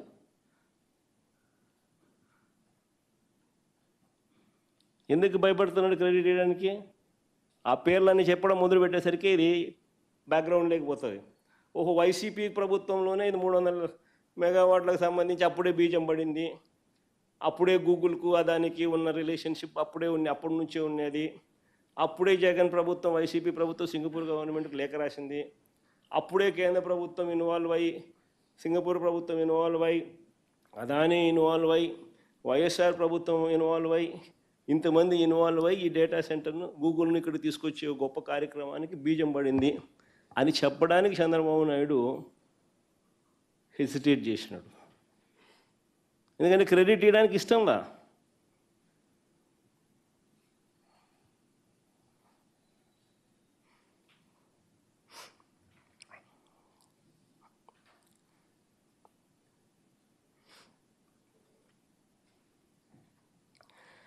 ఇక్కడ మరో కీలకమైన విషయం చెప్పాలి. ఇక్కడ వెరీ వెరీ ఇంపార్టెంట్ విషయం ఇది. ఈ డేటా సెంటర్లో అతి ముఖ్యమైన అంశం సముద్ర గర్భంలో వేస్తూ ఉన్న కేబుల్.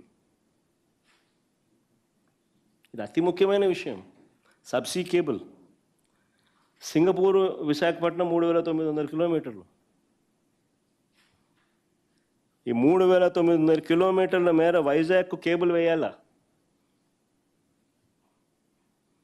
అదానీ డేటా సెంటర్ ఏర్పాట్లో భాగంగా ఈ కేబుల్ తీసుకొని రావాలి. ఇందులో కేంద్ర ప్రభుత్వం, అప్పట్లో వైఎస్ఆర్సీపీ ప్రభుత్వం, సింగపూర్ ప్రభుత్వం వీళ్ళందరూ ఇన్వాల్వ్ అయి ఉంటేనే, గూగుల్ వీళ్ళందరూ ఇన్వాల్వ్ అయి ఉంటేనే ఈరోజు ఇది జరుగుతూ ఉంది. చాలా చాలా ఇంపార్టెంట్ విషయం ఇది. ఇప్పుడు అంతా అయిపోయిన తర్వాత ఈయన సుందర ముఖార విందాన్ని చూసి గూగుల్ వచ్చేసినట్టుగా ఆయన బిల్డప్ ఇచ్చేసేయడము, అసలు మిగిలిన వాళ్ళందరూ చేసిన కృషిని అసలు పూర్తిగా అసలు సైడ్ లైన్ చేసేయడము. పాపం 87,000 కోట్లు పెట్టుబడి పెడతాడు ఆయన. పాపం $10 బిలియన్ పెట్టుబడి పెడతాడు. ఆయనను కూడా కనీసం వాళ్ళ అకేషన్లో ఆయన కూడా లేడు. మళ్ళీ ఆయన ట్వీట్ చేసినాడు. ఏ స్టేజ్కి దిగి జరిపోయినాడు. ఇట్లా చేసినాడు కాబట్టి అదాని ట్వీట్ అది.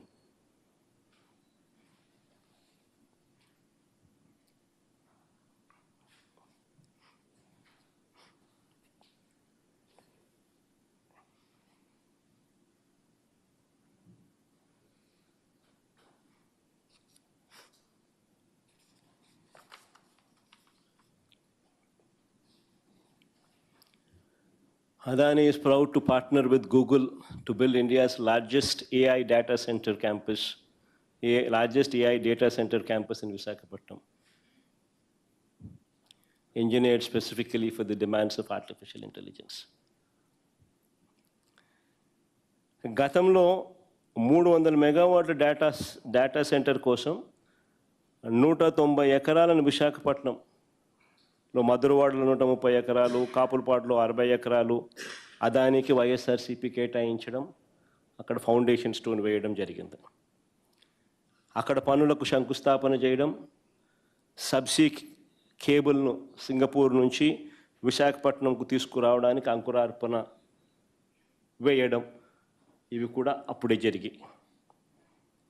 ఇప్పుడు ఇవాళ కొత్తగా వస్తూ ఉన్న 1000 మెగావాట్ల గూగుల్ ప్రాజెక్టుకు 300 మెగావాట్లు మేము ఇచ్చేటప్పుడే, ఆ రోజుల్లో అప్పుడే ఇచ్చేటప్పుడే డేటా సెంటర్లో పెద్ద ఉద్యోగ అవకాశాలు తక్కువే. కానీ ఒక డేటా సెంటర్ రావడం వల్ల ఒక ఎకో సిస్టమ్ బిల్డ్ అవుతుంది. ఆర్టిఫిషియల్ ఇంటెలిజెన్స్ అనేది రేపు పొద్దున ప్రపంచాన్ని డామినేట్ చేయబోయే నెక్స్ట్ టెక్నాలజీ. ఆ ఆర్టిఫిషియల్ ఇంటెలిజెన్స్కైనా కూడా లేదా క్వాంటమ్ కంప్యూటింగ్కైనా రేపొద్దున ఫ్యూచర్లో జరిగే ఎటువంటి గొప్ప మార్పుకైనా కానీ డేటా సెంటర్ అనేది will be the nodal point. ఇక్కడ డేటా ఉంటే ఆ డేటాను రకరకాలుగా ఆ డేటాకు మైండ్ అప్లై చేస్తే అది ఆర్టిఫిషియల్ ఇంటెలిజెన్స్ అవుతుంది. So data centre is going to be a key factor. ఇది ఎప్పుడైతే వస్తుందో అప్పుడు ఎకో సిస్టమ్ బిల్డ్ అవుతుంది.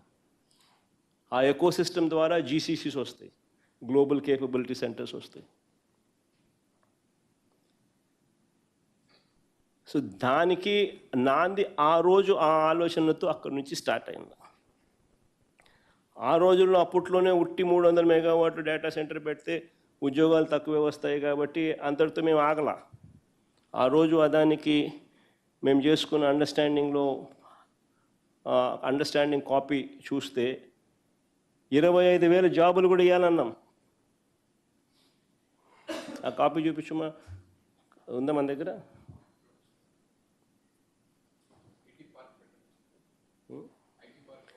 ఐటీ పార్క్ పెట్టాలి అక్కడ, స్కిల్ యూనివర్సిటీ, స్కిల్ కాలేజు, అక్కడ ఐటీ పార్కు, రిక్రియేషన్ సెంటరు, ఈ 300 మెగావాట్ల డేటా సెంటర్తో పాటు ఒక IT park, recreation centre, skill centre, ఇవన్నీ కూడా పెట్టాలని వీటి ద్వారా 25,000 ఉద్యోగాలు కూడా ఇవ్వాలని పార్ట్ ఆఫ్ ది అగ్రిమెంట్ చేసినాం మేము అప్పట్లో.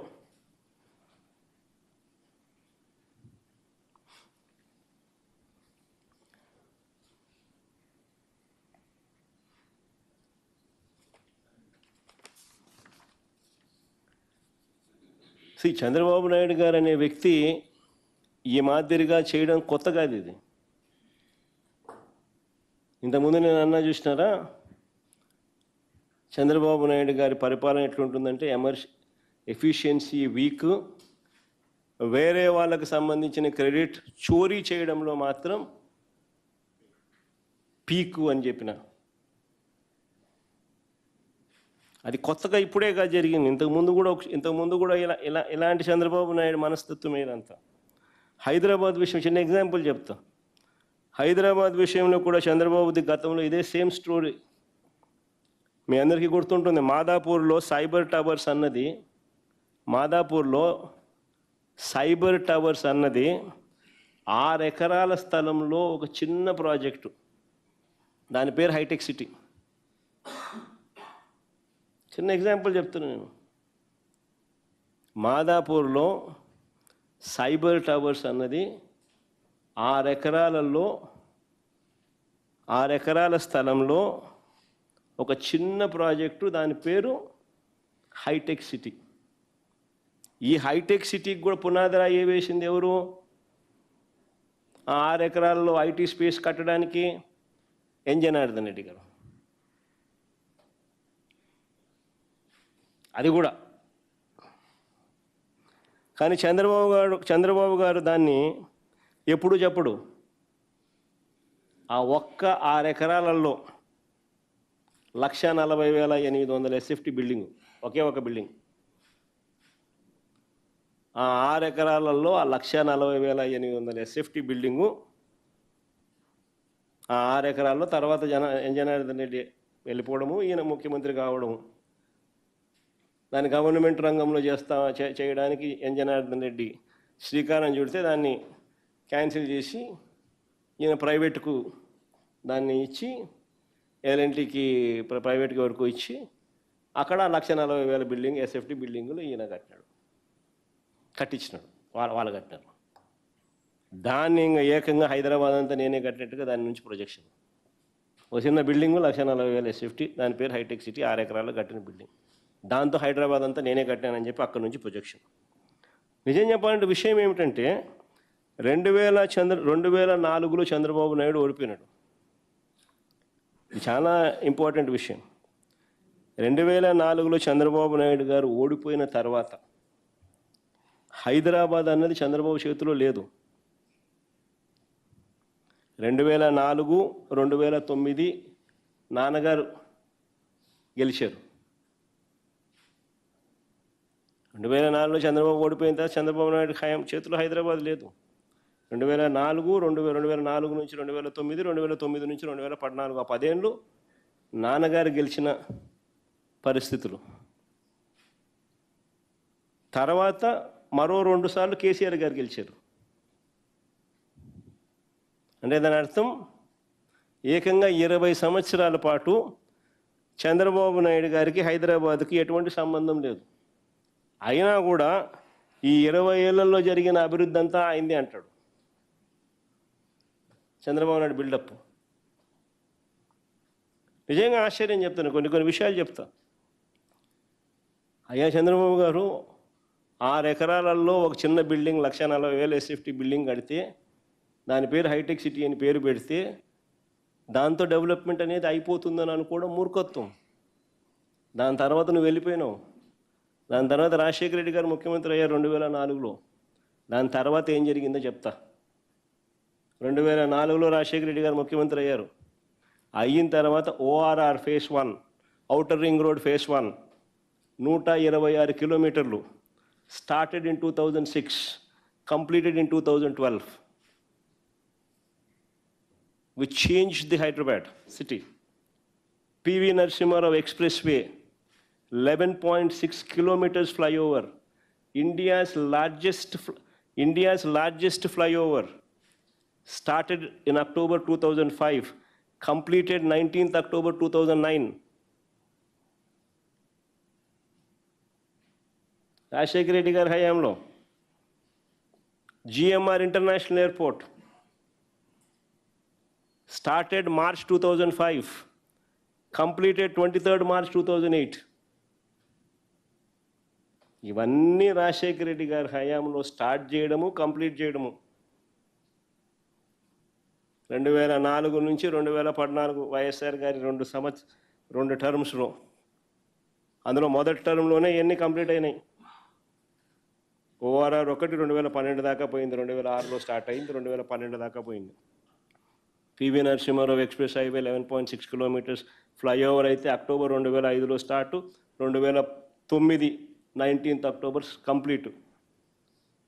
GMR ఇంటర్నేషనల్ ఎయిర్పోర్ట్ 2005 మార్చిలో స్టార్టు, 2008 మార్చిలో కంప్లీట్. ఇవన్నీ జరిగాయి కాబట్టే అయ్యా చంద్రబాబు నాయుడు దిగిపోయే నాటికి 2003-04లో రాష్ట్రం నుంచి, అప్పట్లో తెలంగాణ ఆంధ్ర కలిసి ఉన్న రాష్ట్రం నుంచి IT exports, IT and ITES exports, IT and IT related exports చూస్తే 5,660 కోట్లు. చంద్రబాబు నాయుడు దిగిపోయే నాటికి 5 సంవత్సరాలలో వైఎస్ఆర్ గారు ముఖ్యమంత్రి కావడం 2004 నుంచి 2009, 5 సంవత్సరాల్లో ఇవన్నీ వైఎస్ఆర్ గారు చేయగలిగారు కాబట్టి IT అండ్ ITES ఎక్స్పోర్ట్స్ ఎంతో తెలుసా? 2008-09 వచ్చేసరికి 32,509 కోట్లు. ఎక్కడ 5,650 కోట్లు, ఎక్కడ 32,509 కోట్లు? 5 ఏళ్ళే.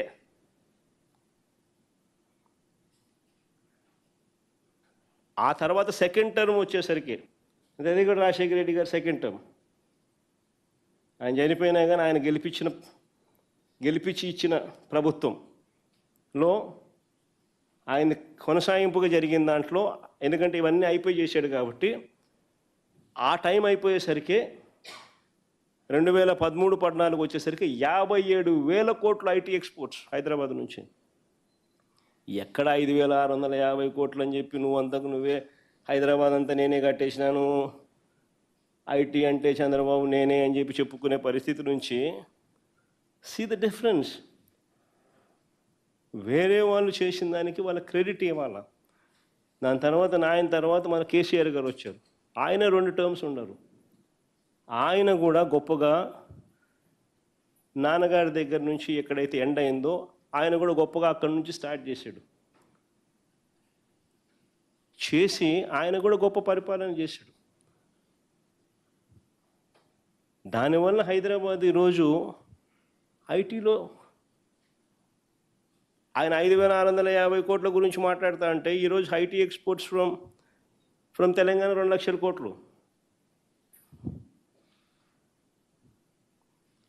మరి ఎక్కడ 5,650 కోట్లు నువ్వు వదిలేసింది, ఎక్కడ ఇవాళ 2 లక్షల కోట్లు?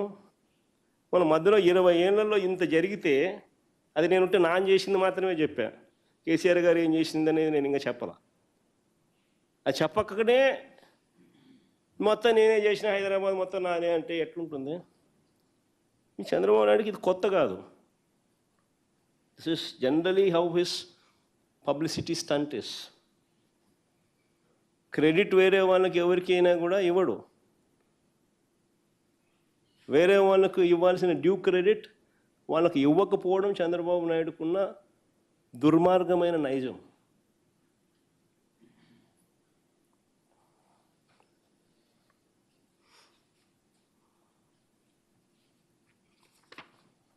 ఒకసారి విశాఖపట్నం, నేను చంద్రబాబు నాయుడు చెప్తాను, విశాఖపట్నం గురించి ఇంత ఆలోచన చేసి, విశాఖపట్నం అన్నది ఎంతో ఇంపార్టెంట్ ప్రదేశంగా, అసలు ఆంధ్ర రాష్ట్రం పెరగాలి అని అంటే రేపొద్దున హైదరాబాదునో లేకపోతే కర్ణాటక, బెంగళూరునో, చెన్నైనో తలదన్నే పరిస్థితికి రావాలి అని అంటే విశాఖపట్నంలో, ఉత్తరాంధ్రలో ఏమేం చేస్తే ఆ స్థాయిలోకి మనం పోగలుగుతాము అని చెప్పి ఆలోచన చేసి అడుగులేసాం మేము వైఎస్ఆర్సీపీ ప్రభుత్వంలో.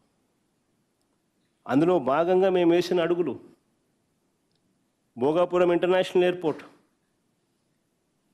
2700 ఎకరాలలో చంద్రబాబు నాయుడు హయాంలో ఎంత తెలుసా అక్విజిషన్ జరిగింది? కేవలం 377 ఎకరాలు అంతే. వైఎస్ఆర్సీపీ ప్రభుత్వం వచ్చిన తర్వాత 900 కోట్లు ఖర్చు పెట్టాం ల్యాండ్ అక్విజిషన్ R&Rకు చేసి, ఆ పూర్తిగా ల్యాండ్ కంప్లీట్ చేసి, ఎయిర్పోర్ట్ స్టార్ట్ చేసి, అన్ని అనుమతులు తీసుకొని వచ్చి కన్స్ట్రక్షన్ స్టార్ట్ చేసి 30% కంప్లీట్ చేసినాం.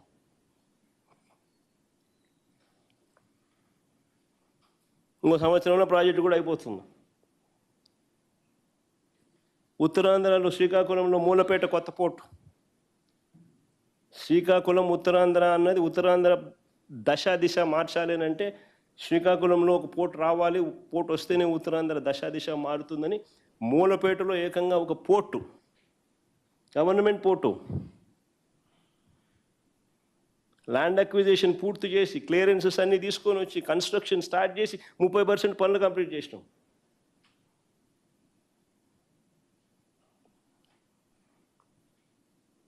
విజయనగరంలో మెడికల్ కాలేజ్ 3 బ్యాచ్లు క్లాసులు కూడా జరిగాయి, కోర్సులు కూడా కంప్లీట్ అయ్యాయి. పాడేరు మెడికల్ కాలేజ్ క్లాసులు స్టార్ట్ అయిపోయినాయి. పార్వతీపురం మెడికల్ కాలేజ్ పనులు జరుగుతూ ఉన్నాయి. నర్సీపట్నం మెడికల్ కాలేజ్ పనులు జరుగుతూ ఉన్నాయి. ఉద్దానంలో kidney research centre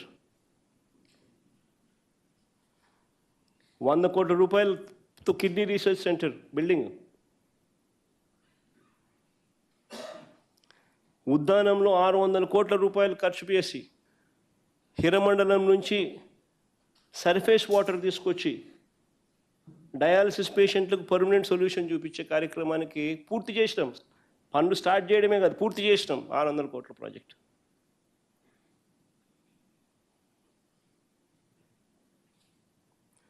సీతంపేటలో multi speciality hospital, Parvathipuram multi speciality hospital almost complete. కురుపంలో tribal engineering college,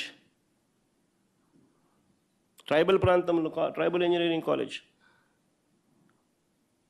almost complete స్టేజ్లో ఉంది. సాలూరులో tribal university, other tribal area, tribal university పనులు జరుగుతూ ఉన్నాయి.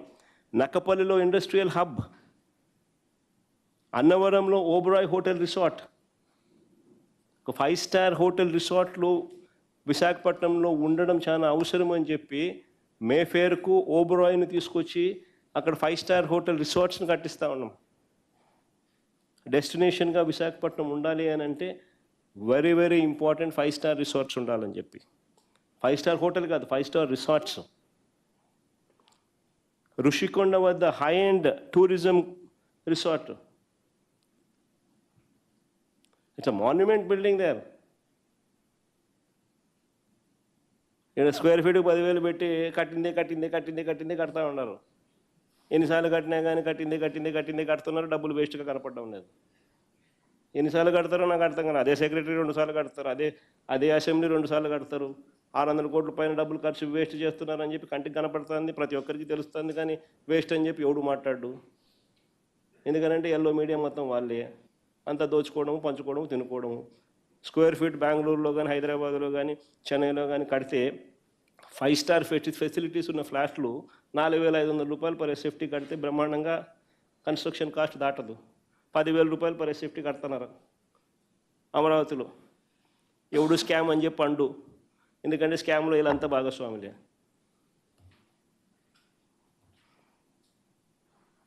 వచ్చిన తర్వాత మేము మా హయాంలో అదానీ డేటా సెంటర్, తద్వారా వచ్చిన Google, Infosys, Inorbit mall, Kailasagiri science museum, Rushikonda వద్ద టీటీడీ దేవాలయం, ఎన్టీపీసీ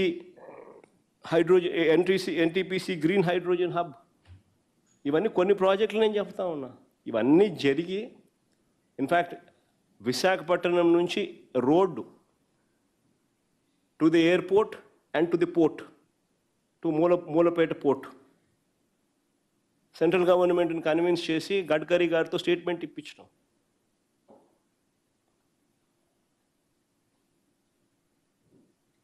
అసలు ఇవన్నీ జరిగితే అదొక కారిడార్.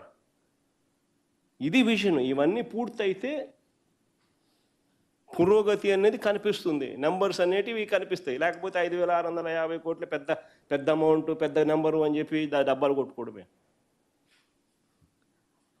రాష్ట్రం పెరగాలి అని అంటే ఏం చేయాలన్న విజన్ అనేది లేకోకుండా వీళ్ళు చేసిందే కనపడతా, వీళ్ళు ఏ రకంగా ఉన్నారు అనే దానికి ఇవన్నీ కూడా ఎగ్జాంపుల్స్. మా హయాంలో గొప్పగా నేను చెప్తా ఉన్నా, దేవుడి దయతో ప్రజల ఆశీర్వాదాలతో 5 ఏళ్ల కాలంలో 2 ఏళ్ళు కోవిడ్ ఉన్నా కూడా కేవలం మాకు 3 సంవత్సరాలు మాత్రమే మా చేతుల్లో ఉన్నది టైం. అయినా కూడా గొప్ప గొప్ప రిఫార్మ్స్ తేగలిగాం. స్కూళ్ళు మార్చాం. నాడు నేడు అయితేనేమి, డిజిటల్ క్లాస్ రూమ్స్ అయితేనేమి, టోఫుల్ క్లాసులు అయితేనేమి, 8వ తరగతి పిల్లల చేతుల్లో ట్యాబులు అయితేనేమి, సిబిఎస్ఈ కాదు ఐబీ తీసుకొచ్చే కార్యక్రమానికి శ్రీకారం చుట్టాం.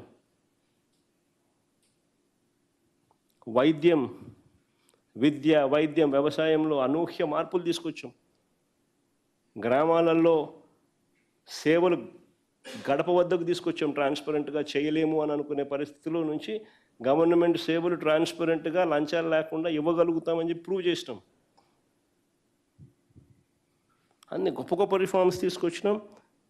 చాలా ఈరోజు నిజంగా సంతోషపడతా ఉన్నాం, గర్వంగా ఉన్నాం. 3 ఏళ్లలో ఎవడు చేయలేని గొప్ప కార్యక్రమాలు కూడా దేవుడి దయ వల్ల చేయగలిగామని చెప్పి. అందుకే ఈరోజు కూడా చిక్కటి చిరునవ్వుతోనే మా వాళ్ళు ఏ గడపకైనా పోగలుగుతున్నారు. చిక్కటి చిరునవ్వుతోనే పోగలుగుతున్నాం మా వాళ్ళు ఇవాళ. మేము చేసిన ఉమెన్ ఎంపవర్మెంట్ అయితేనేమి, మేము చేసిన రిఫార్మ్స్ అయితేనేమి, ఇవన్నీ మాకు శ్రీరామ రక్షక. ఈరోజు ప్రజలు గొప్పగా మమ్మల్ని రిసీవ్ చేసుకునే పరిస్థితి, ఈరోజు గొప్పగా మేము పరిపాలన చేయగలిగినాము అని చెప్పి కూడా చెప్పగలుగుతా ఉన్నాం. 3వ టాపిక్ పోదాం. ఉద్యోగులకు సంబంధించిన సమస్యలు, ఉద్యోగులకు సంబంధించిన విషయాల మీద చంద్రబాబు నాయుడు కుప్పిగొంతులు, పిల్లి మొగ్గలు. నాని నాకన్నా బాగా మాట్లాడతారు. చంద్రబాబు గారి ప్రచారం నిజంగా ఎలా ఉంటుందంటే, ఉద్యోగులకు ఇచ్చిన డిఏనే ఒక చిన్న ఎగ్జాంపుల్. ఆయన సీట్లోకి వచ్చి 18 నెలలు అవుతా ఉంది. పెండింగ్లో 4 డిఏలు ఉన్నాయి. జనవరి 2024, జూలై 2024, డిసెంబర్ 2024, మళ్ళీ జూన్ 2025. జనవరి, జూలై, మళ్ళా జనవరి, మళ్ళా జూలై, 4 డిఏలు పెండింగ్. ఒక్క డిఏ కూడా ఇంతవరకు ఇవ్వాల. ఉద్యోగులంతా రోడ్డు ఎక్కిన తర్వాత అనేక డ్రామాలు చేస్తూ ఒక డిఏ ప్రకటించాడు. ఆ ప్రకటించడమే కానీ ఇంతవరకు ఇచ్చింది లేదు. అది నవంబర్లో ఇస్తున్నానని ఫస్ట్ దసరా అన్నాడు, మన నవంబర్ అన్నాడు, దీపావళి అన్నాడు. దానికి మళ్ళీ పెద్ద బిల్డప్ ఇచ్చినారు. ఉద్యోగులంతా కూడా సంబరాలంటూ ఒక డిఏ, వాళ్ళకి రావాల్సింది వాళ్ళకు 4 ఉంటే 1 సంబరాలంటూ ఒక ప్రచారం నడిపారు, గిమిక్కులు చేశారు. తీరా జీవో వచ్చిన తర్వాత నవంబర్లో ఇస్తానంటూ ప్రకటించిన ఈ డిఏ అరియర్స్ కూడా చివరికి ఆ ఒక్క డిఏ ఏదైతే ఇచ్చినాడో, ఏదైతే ఇస్తానని తాను చెప్పినాడో, ఆ ఇచ్చిన ఆ జీవో కూడా చూస్తే ఈ డిఏ అరియర్స్ కూడా రిటైర్ అయిన తర్వాత ఇస్తామని చెప్పినారు. 3.5 లక్షల మందికి పెన్షనర్లకు డిఆర్ 2 ఏళ్ల తర్వాత 2027-28లో ఇస్తామంటూ ప్రకటించారు. దీనికి దీపావళి కానుక, సంబరాలు అంటూ ఏకంగా ప్రచారాలు చేశారు. చరిత్రలో ఎప్పుడు ఎవరు చేయలేదు ఇట్లా. డిఏ అరియర్స్ అనేది రిటైర్ అయిపోయిన తర్వాత ఇచ్చే కార్యక్రమం ఎప్పుడు చరిత్రలో జరగల. జీవో ఆయన ఇచ్చినాడు. కరోనా లాంటి కోవిడ్ లాంటి కష్టాలు ఉన్నా కూడా మామూలుగా 5 ఏళ్ల పీరియడ్లో 10 డిఏలు ఇవ్వాలి ఎవరైనా కూడా. మేము 11 డిఏలు ఇచ్చినాం. ఇంతకుముందు చంద్రబాబు నాయుడు ముఖ్యమంత్రిగా ఉన్నాడు, అప్పుడు ఆయన ఇచ్చింది 8 డిఏలే. అప్పుడు కూడా 10 డిఏలు ఇవ్వలే, 8 డిఏలు. మేము 11 డిఏలు ఇచ్చినాం. కోవిడ్ లాంటి కష్టకాలం ఉన్నా కూడా మాకు ఉద్యోగస్తుల విషయంలో ఎక్కడా కూడా వెనకడుగు వేయాల. వారి పక్షాన మేలు చేసే విషయంలో 11 డిఏలు ఇచ్చినాం. ఈయనేమో 4 పెండింగ్ ఉంటే 1 ఇస్తానన్నాడు. ఆ 1 కూడా డిఏ అరియర్స్ కూడా రిటైర్ అయిన తర్వాత అన్నాడు. పెన్షనర్లకు డిఆర్ 2 ఏళ్ల తర్వాత 2027-28లో ఇస్తానంటూ ప్రకటించారు. దీని మీద ప్రతి ఉద్యోగి తిట్టడం మొదలెట్టాడు. ఏందా దీన్ని పండగ చేసుకోవడం ఏంది అని చెప్పి ఎప్పుడు గతంలో ఎప్పుడు చెరగలైట, ఈ మనిషి గతంలో ఎప్పుడు జరగనిది ఈ మనిషి చేస్తూ ఉన్నాడు. ఇంత అన్యాయమైన ముఖ్యమంత్రి ప్రపంచ చరిత్రలో ఎవడు ఉన్నాడని చెప్పి తిట్టడం మొదలు పెడితే మళ్ళీ తిడుతున్నారు కదా అని చెప్పి అప్పుడు సవరించినాడు. ఆ సవరించినాడే కానీ ఇంతవరకు మళ్ళీ ఇచ్చింది లేదు, ఓ పైసా ఇచ్చింది లేదు. ఇప్పుడు సవరించినాడు అంతే, తిడుతున్నారు కాబట్టి. ఇక పోలీస్ సోదరులకు ఇచ్చే సరెండర్ లీవ్స్ అవి 4 పెండింగ్. పోలీస్ సోదరులకు ఇచ్చే సరెండర్ లీవ్స్ కూడా అవి కూడా 4 పెండింగ్. ఒక్కొక్క సరెండర్ లీవ్కు 210 కోట్ల రూపాయలు అవుతుంది అని అనుకుంటే అందులో 100 కోట్లు ఇప్పుడు ఇస్తాడట. అది ఇలా 100 కోట్లు ఇప్పుడు ఇస్తాడట. మిగిలిన 100 కోట్లు జనవరిలో ఇస్తానని చెప్పాడు. అది ఇంతవరకు రూపాయి ఇలా. మరి దీన్ని చూసి సంబరాలు చేసుకోవాలంటాడు ఎంప్లాయీస్ అంతా. ఇంటికి సంబరాలు చేసుకోవాలి, 4గిట్లో 1, ఆ 1లో కూడా సగం, మిగతా సగం తర్వాత, ఆ చెప్పిన సగం కూడా ఈలే. మా సంబరాలు చేసుకోమంటాడు. ఎందుకు సంబరాలు చేసుకుంటారు? నా పండగ చేసుకోమంటాడు. ఏంటికి పండగ చేసుకుంటాడు ఎవరైనా కూడా? ఎన్నికల్లో చంద్రబాబు గారు తీపి మాటలతో అరచేతిలో నిజంగా ఎంప్లాయీస్కు వైకుంఠం చూపించాడు. పాపం నిజంగానే మోసపోయినారు. తీరా ఇప్పుడు వారిని మోసం చేసి నడు రోడ్డు మీద నిలబెట్టి వికృత ఆనందాన్ని పొందుతా ఉన్నాడు చంద్రబాబు నాయుడు. వారు మేనిఫెస్టో చూస్తే ఉద్యోగుల గౌరవాన్ని పునఃప్రతిష్ఠ చేస్తానని చెప్పి వాళ్ళ మేనిఫెస్టోలో రాస్తాడు. తీరా ఇవాళ చూస్తే పచ్చబిల్లలు వేసుకుని గవర్నమెంట్ ఆఫీసుల్లోకి వెళ్ళి టీడీపీ వాళ్ళు దాడులు చేస్తూ ఉన్నారు. ఏమన్నంటే పొలిటికల్ గవర్నెన్స్ అంటున్నారు. ఏమన్నంటే పొలిటికల్ గవర్నెన్స్ అని చెప్పి నిర్మోహమాటంగా అంటున్నారు. ఓపీఎస్ అంటూ నమ్మబలికాడు ఎన్నికలకు ముందు. ఇవాళ మేము తెచ్చిన జీపీఎస్ లేదు, ఓపీఎస్ లేదు. జీపీఎస్ కోసం మేము యాక్ట్ తెస్తే ఈయన రూల్స్ గన ఫ్రేమ్ చేసి రిలీజ్ చేసింటే జీపీఎస్ ఫలితాలు ఈ పాటికే ఉద్యోగస్తులకు వచ్చి ఉండేటివి. అలాంటిది ఇవాళ ఉద్యోగస్తులకు జీపీఎస్ లేదు, ఓపీఎస్ లేదు, త్రిశంక స్వర్గంలో ఉద్యోగస్తులందరూ ఉన్నారు. మరోవైపున మేము తెచ్చిన జీపీఎస్ను కొనియాడుతూ కేంద్ర ప్రభుత్వం దగ్గర నుంచి అనేక రాష్ట్రాలు దీన్ని స్వీకరిస్తూ ముందుకు పోతూ ఉన్నాయి. ఉద్యోగులకు మెరుగైన పిఆర్సీ అన్నాడు ఎన్నికలప్పుడు. అధికారంలోకి వచ్చిన వెంటనే ఐఆర్ అన్నాడు. ఎన్నికలు అయిపోయాయి, అధికారంలోకి వచ్చినాడు. ఐఆర్ దేవుడు ఎరుగు. ఐఆర్ గురించి ఈరోజు మాటనే మాట్లాడు. పిఆర్సీ మరీ దారుణం. ఎక్కడ పిఆర్సీ నిర్ణయం బయటకు, ఎక్కడ పిఆర్సీ ద్వారా త్వరగా నిర్ణయం వచ్చేస్తే ఎక్కడ ఉద్యోగస్తుల జీతాలు పెంచాల్సి వస్తుందనే ఉద్దేశంతో ఏకంగా మేము పిఆర్సీని వేస్తూ ఇంతకుముందు గత మా ప్రభుత్వంలో పిఆర్సీ వేసిన చైర్మన్ను రద్దు చేసేసినాడు, వెలగొట్టేసినాడు. కొత్త పిఆర్సీని కాన్స్టిట్యూట్ చేయలే, కొత్త పిఆర్సీ చైర్మన్ను కాన్స్టిట్యూట్ చేయలే, కొత్త పిఆర్సీని వేయలే. ఇంతవరకు వేస్తే ఉద్యోగస్తుల జీతాలు పెంచాలి. సో ఉద్యోగస్తులు జీతాలు పెంచకపోవడం అన్నది ఐఆర్ ఇవ్వకపోవడం ఒక మోసం అయితే, ఉద్యోగస్తులకు న్యాయంగా ధర్మంగా పెరగాల్సిన జీతాలు కుట్రపూరితంగా అడ్డుకోవడము అన్నిటికన్నా దుర్మార్గం.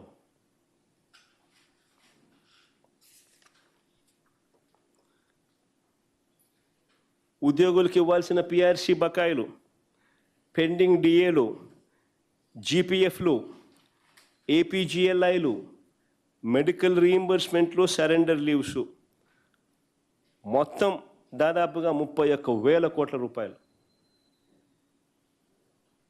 ఇంతవరకు బకాయిలే. దీని గురించి మాట్లాడు. ప్రతి నెల ఎన్నికల ముందు ప్రతి నెల 1వ తారీఖునే ఉద్యోగస్తులకు జీతాలు అన్నాడు, పెన్షన్లు అన్నాడు, ప్రతి నెల 1వ తారీఖునే అన్నాడు. ఎన్నికలు అయిపోయినాయి, 1 నెల ఇచ్చినాడు అంతే. ఈరోజు ఉద్యోగస్తుల పరిస్థితి ఏంటంటే నెలలో జీతాలు ఎప్పుడు ఇస్తారో కూడా తెలియదు. మేము మా ప్రభుత్వ హయాంలో కోవిడ్ లాంటి సమస్యలు ఉన్న 2 ఏళ్ళు కోవిడ్ లాంటి సమస్యలు మాకున్నాయి 5 ఏళ్ళ పీరియడ్లో. అయినా ఏ రోజు కూడా ఉద్యోగస్తుల విషయంలో, వాళ్ళ జీతాల విషయంలో ఏ రోజు వాళ్ళను ఇబ్బందులు పడేట్టుగా ఏ రోజు వాళ్ళకి సిచ్యువేషన్ క్రియేట్ చేయాలి. అసలు మా పరిస్థితిలో చంద్రబాబు నాయుడు నింటే రాష్ట్రం అతలాకుతలం అయిపోయింది, జీతాలు 2 నెలలు మీరంతా వదిలేసుకోండి, రాష్ట్రం కోసం కాంట్రిబ్యూట్ చేయండి అని చెప్పి పిలుపునిచ్చినాడు. డెఫినెట్గా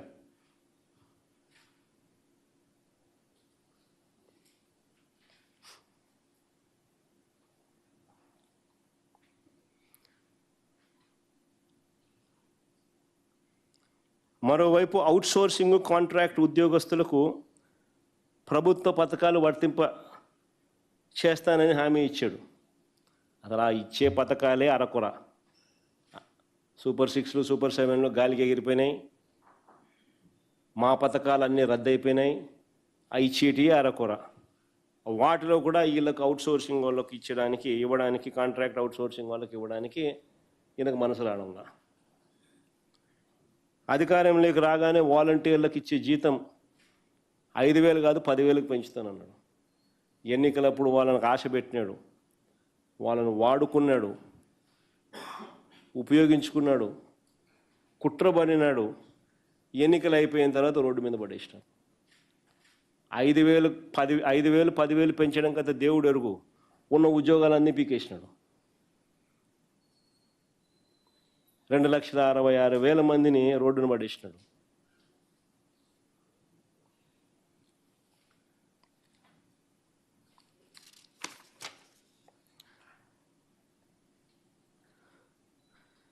మేము అధికారంలోకి వచ్చిన వారం రోజుల్లోనే ఐఆర్ ఇచ్చినాం. వారం రోజుల్లోనే ఉద్యోగస్తుల జీతాలు పెంచినాం ఐఆర్ ఇచ్చి.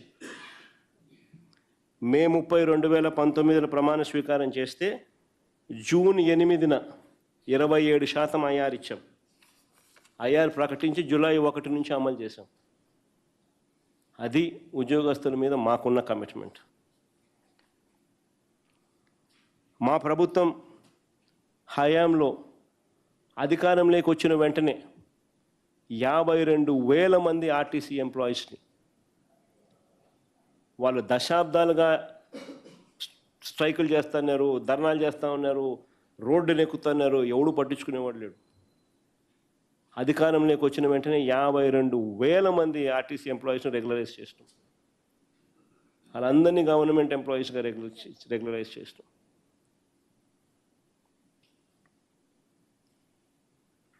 కాంట్రాక్ట్ ఉద్యోగస్తులను రెగ్యులరైజ్ చేయడం మొదలెట్టాం. 10,117 మందిని గుర్తించినాం. వీళ్ళు రెగ్యులరైజ్ కాదగ్గ ప్లాట్ఫామ్ మీద ఉన్నారు అని చెప్పి. ఇందులో 3,400 మందిని రెగ్యులరైజ్ చేసేసినాం, ఆర్డర్లు ఇచ్చేసినాం, రెగ్యులరైజ్ చేసినాం. మిగిలిన వారికి అన్ని ప్రక్రియలు పూర్తి చేసి రెడీగా ఉన్నా కూడా ఎలక్షన్ కోడ్ వల్ల, ఎలక్షన్ల వల్ల మేము చేయలేకపోయినది. అన్నీ రెడీగా ఉన్న చంద్రబాబు నాయుడు ఇప్పుడు చేయడం. కాంట్రాక్ట్ ఉద్యోగులకు జీతాలు టైం స్కేల్ ఇచ్చి, కాంట్రాక్ట్ ఉద్యోగస్తులకు జీతాలు టైం స్కేల్ ఇచ్చి జీతాలు పెంచడమే కాక వారికి ప్రతి నెల 1వ తారీఖునే జీతాలు ఇస్తూ ఏకంగా ప్రభుత్వం సర్క్యులర్ జారీ చేసింది. ఇంతవరకు ప్రభుత్వం ఎప్పుడూ కూడా సర్క్యులర్ జారీ చేసి మెడ మీద కత్తి పెట్టుకునే కార్యక్రమం ఎప్పుడు జరగల. కానీ మా హయాంలో కాంట్రాక్ట్ ఉద్యోగస్తులకు జీతాలు పెంచడమే కాదు, టైం స్కేల్ ఇవ్వడమే కాదు, జీతాలు పెంచడమే కాదు, ప్రతి నెల 1వ తారీఖునే వాళ్ళకి జీతాలు ఇస్తూ ప్రభుత్వమే అధికారికంగా సర్క్యులర్ కూడా జారీ చేస్తుంది. అవుట్సోర్సింగ్ ఉద్యోగస్తులు వాళ్ళ కష్టాన్ని దోచుకునే అరాచక విధానాలకు స్వస్తి పలికి దళారీ వ్యవస్థను తీసేసి వారి బ్రతుకులు మార్చాలి అనే ఉద్దేశంతో వాళ్ళ కోసం యాప్కాస్ అని అవుట్సోర్సింగ్ కార్పొరేషన్ క్రియేట్ చేసి 1,00,000 మంది అవుట్సోర్సింగ్ ఎంప్లాయీస్కి నెల 1వ తారీఖునే వాళ్ళకి జీతాలు వచ్చేట్టుగా దళారీ వ్యవస్థను తీసి మేలు చేశాం. ఈరోజు మళ్ళీ యాప్కాస్ను నీరు గారుస్తున్నారు. గుడులలో కూడా చివరికి భాస్కర్ నాయుడు అనే చంద్రబాబు నాయుడు బంధువులు శానిటేషన్ కాంట్రాక్టులు కూడా వీళ్ళే తీసుకుంటున్నారు. ఇప్పుడు కనుక్కోండి భాస్కర్ నాయుడు ఎవరని. చంద్రబాబు నాయుడు బంధువు గుళ్ళల్లో శానిటేషన్ వర్కులు కూడా యాప్కాస్కి ఇవ్వాల్సినవి, నలుగురు బాగుపడతారనే అనే పరిస్థితి నుంచి పోయి వీళ్ళే తీసుకోవడం. మేము అధికారంలోకి వచ్చిన వెంటనే అవుట్సోర్సింగ్ కాంట్రాక్ట్ పద్ధతిలో పనిచేస్తున్న వాళ్ళందరి జీతాలు మేము అధికారంలోకి రాకమునుపు వాళ్ళ జీతాలు 1,100 కోట్ల రూపాయలు ఉంటే మేము అధికారంలోకి వచ్చిన వెంటనే 3,300 కోట్ల రూపాయలు చేశాం. సంవత్సరానికి అయ్యే ఖర్చు మేము అధికారంలోకి రాకమునుపు వాళ్ళ జీతాల ఖర్చు చంద్రబాబు నాయుడు గవర్నమెంట్లో 1,100 కోట్లు ఉంటే మా గవర్నమెంట్ అధికారంలోకి వచ్చిన వెంటనే ఇది కూడా మళ్ళీ ఢిల్లీ కూడా లేదు, వెంటనే 3,300 కోట్లకు పెంచాం. కానీ ఇప్పుడు చంద్రబాబు నాయుడు సచివాలయాల్లో ఉన్న ఉద్యోగుల వల్ల, ఆర్టీసీ ఎంప్లాయీస్ విలీనం వల్ల, ఆప్కాస్ వల్ల జీతాలు ఇవ్వడం కష్టంగా ఉందని చెప్పి కొత్త స్టోరీలు చెప్తా ఉన్నాడు. అంటే దాని అర్థం ఏంది? 50,000 మంది ఆర్టీసీ ఉద్యోగుల మీద కన్నుబడింది, 1,00,000 మందికి పైగా ఉన్న ఆప్కాస్ ఉద్యోగస్తుల మీద కన్నుబడింది, దాదాపుగా 1,35,000 మంది పైచులుకున్న సచివాలయం ఉద్యోగస్తుల మీద కన్నుబడింది. ఒకసారి వీళ్ళని క్లీన్ చేసేసినాడు అని అంటే తర్వాత మిగిలిన వాళ్ళని కూడా స్లోగా క్లీన్ చేయొచ్చు అన్నది ఈయన దృక్పథం.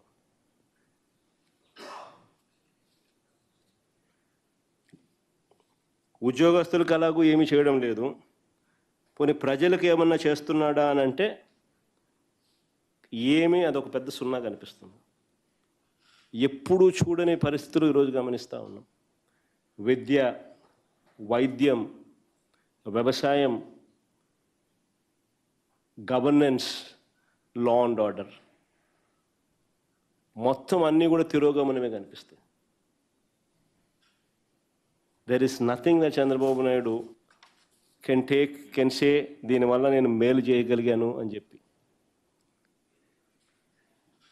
స్కూళ్ళల్లో నాడు నేడు పనులు ఆగిపోయాయి, గోరుముద్ద క్వాలిటీ పోయింది, టోఫుల్ క్లాసులు 3వ తరగతి నుంచి చెప్పే టోఫుల్ క్లాసులు ఎత్తేసినాడు, ఇంగ్లీష్ మీడియం చదువులు గాలికి ఎగిరిపోయాయి, 8వ తరగతి పిల్లలకి ఇచ్చే ట్యాబులు ఆగిపోయినాయి. నేను చెప్పాల్సిన పనుల అమ్మఒడి అనేది అరకొరగా మిగిలిపోయింది. విద్యా దీవెన, వసతి దీవెన పూర్తిగా ఆగిపోయింది. 7 quarters reimbursement bills pending, fee reimbursement bills pending, 7 quarters, ఒక్కొక్క క్వార్టర్కు దాదాపుగా 700 కోట్లు అప్రాక్సిమేట్లీ ఖర్చు అవుతుంది. 650-700 కోట్లు 7 క్వార్టర్స్ నుంచి పెండింగ్. 4,900 కోట్లు దాదాపుగా, 4,500 కోట్లు దాదాపుగా అయితే ఈయన ఇచ్చింది కేవలం 700 కోట్లు, మిగతాదంతా బకాయిలే. వసతి దీవెన అసలు ఇవ్వలే, 2,200 కోట్లు జనవరి 2024, జనవరి 2025 పెండింగ్. వైద్య రంగం చూస్తే ఆరోగ్యశ్రీ 25 లక్షల దాకా పేదలకు ఉచితంగా వైద్యం అందించే ఆరోగ్యశ్రీ నీరు గార్చేసినారు. 18 నెలల నుంచి నెలకు 300 కోట్లు ఖర్చు అవుతుంది. 25 లక్షల దాకా ప్రతి పేదవాడికి వైద్యం అందే పరిస్థితి. 17 నెలలు ఇంటూ 300 అంటే 5,100 కోట్లు. 1000 కోట్లు కూడా ఇయ్యలే, 4,000 కోట్లు బకాయిలు. నెట్వర్క్ హాస్పిటల్స్ మొత్తం చేతులు ఎత్తేసినాయి. వాళ్ళు ఈరోజు యాజ్ వి స్పీక్ విజయవాడలో ధర్నా చేస్తూ ఉంటారు. పేదవాడికి ఆరోగ్య భరోసా ఇవ్వాల్సిన ఈ హాస్పిటల్స్ పేదవాడిని వదిలేసి చంద్రబాబు నాయుడు పుణ్యాన ధర్నాలు చేస్తూ ఉన్నాయి. ఆరోగ్య ఆసరా గాలికి ఎగిరిపోయింది. 104, 108 కుయ్యి అంటూ రావాల్సిన అంబులెన్స్లు చంద్రబాబు నాయుడు ఆఫీస్లో పనిచేసే ఒక వాళ్ళ తెలుగుదేశం పార్టీకి సంబంధించిన మనిషికి, వాళ్ళ డాక్టర్స్ వింగ్ అధ్యక్షుడు అనుకుంటా, 5 కోట్లు టర్న్ ఓవర్ లేని మనిషి 104, 108 కాంట్రాక్ట్ ఇచ్చినారు స్కాములు చేస్తూ. ఏం నడుస్తాయి అని? విలేజ్ క్లినిక్లు గాలికి ఎగిరిపోయినాయి, పిహెచ్సిలు గాలికి ఎగిరిపోయినాయి, డిస్ట్రిక్ట్ హాస్పిటల్ గాలికి ఎగిరిపోయినాయి. 0 వేకెన్సీ రిక్రూట్మెంట్ పాలసీ గాలికి ఎగిరిపోయింది. ఏ గవర్నమెంట్ హాస్పిటల్లో కనీసం మా హయాంలో WHO GMP ప్రమాణాలు కలిగిన మందులు అవైలబుల్గా ఉండేటివి, ఇప్పుడు ఆ మందులకు WHO GMP ప్రమాణాలు గల మందులు దేవుడు ఎరుగు, దూదికి దిక్కులేదు.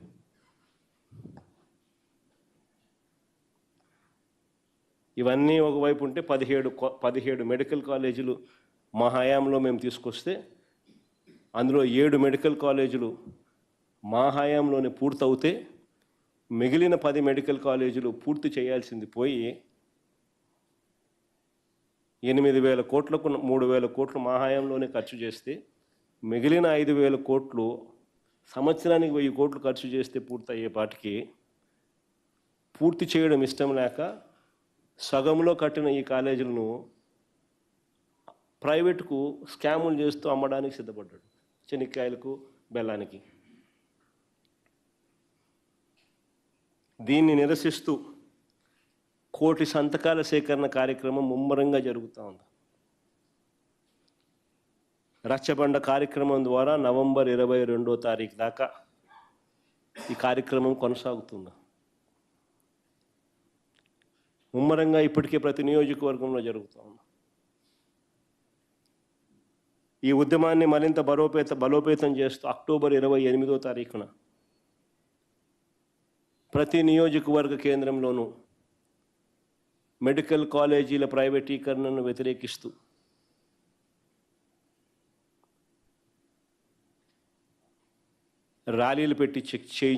ర్యాలీలు చేసే కార్యక్రమానికి అక్టోబర్ 28వ తారీఖున పిలుపునిచ్చినాం. సిమిలర్గా నవంబర్ 12వ తారీఖున జిల్లా కేంద్రాలలో ర్యాలీలకు పిలుపునిచ్చాం. అలాగే నవంబర్ 23వ తారీఖున రాష్ట్ర వ్యాప్తంగా సేకరించిన ఈ 1 కోటి సంతకాలను నవంబర్ 23వ తారీఖున నియోజకవర్గ స్థాయి నుంచి జిల్లా స్థాయికి ఫ్లాగ్ ఆఫ్ చేయించి పంపించే కార్యక్రమానికి శ్రీకారం చుడతాం. నవంబర్ 24వ తారీఖున జిల్లా కేంద్రాల నుంచి ఈ 1 కోటి సంతకాలు విజయవాడకు బయలుదేరే కార్యక్రమానికి శ్రీకారం చుడతాం. దాని తర్వాత గవర్నర్ గారు ఎప్పుడు అపాయింట్మెంట్ ఇస్తే అప్పుడు 1 కోటి సంతకాలు తీసుకొని పోయి గవర్నర్ గారికి సబ్మిట్ చేసి చంద్రబాబు నాయుడు గారి ప్రభుత్వం మీద మెడికల్ కాలేజీల ప్రైవేటీకరణకు వ్యతిరేకంగా ఏ రకంగా ఈ రాష్ట్రంలో ఉన్న ప్రజలు వ్యతిరేకంగా ఏదైతే రెఫరెండం ఇచ్చారు అని చెప్పడానికి గవర్నర్ని కలిసి ఇచ్చే కార్యక్రమం కూడా చేస్తాం.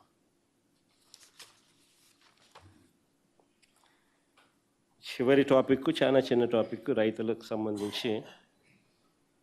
ఈరోజు నిజంగా రాష్ట్రంలో పరిస్థితులు ఎలా ఉన్నాయి అనేది నిజంగా ఈ రోజుకి కూడా రైతుల కష్టాలు, రైతులు పడతా ఉన్న బాధలు ఈ రోజుకి కూడా అదే పరిస్థితులే.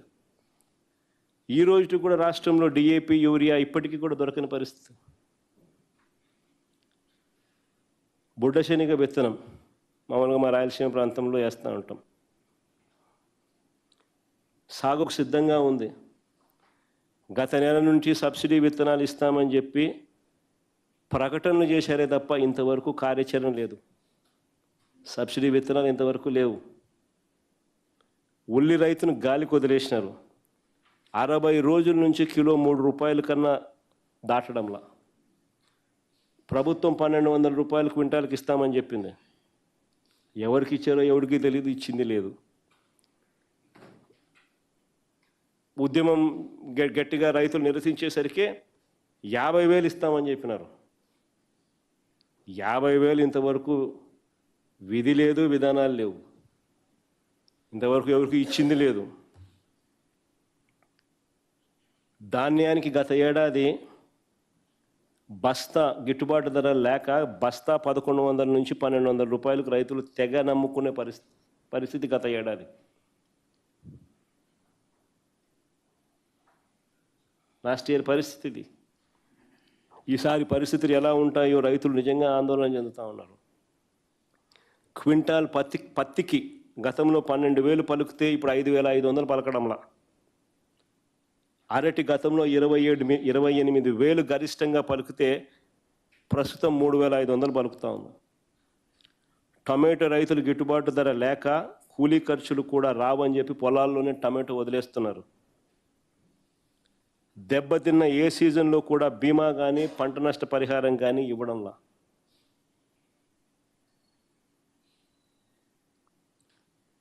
అంతెందుకు ఇటీవల కురిసిన వర్షాలకు పంట నష్టం జరిగితే కనీసం ఏ అధికారి ఆ ఊర్లలోకి వెళ్ళి ఆ పంట నష్టం జరిగింది కనీసం ఎన్యూమరేషన్ ఇంతవరకు జరగల. ఈ రాష్ట్రంలో రైతుల పరిస్థితి ఇది.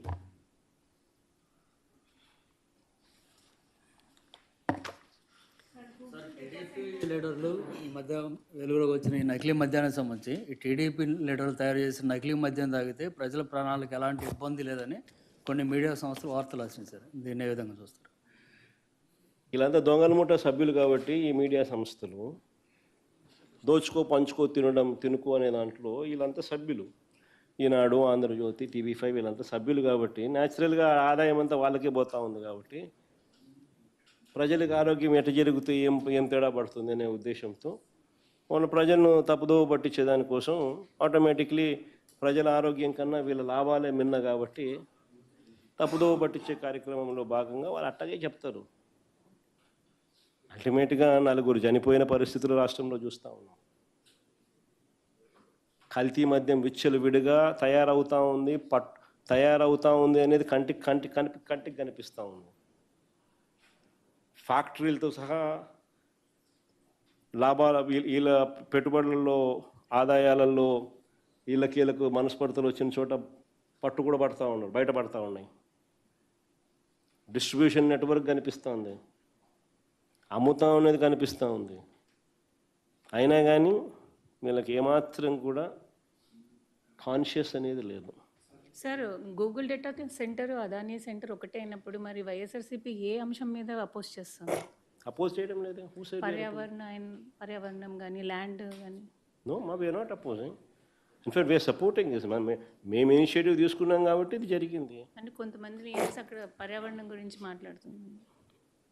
పర్యావరణం గురించి ఎవరో మాట్లాడుతూ ఉన్నారు అనే దానికి నువ్వు నన్ను అడిగితే నేనేం చెప్పగలుగుతా తల్లి?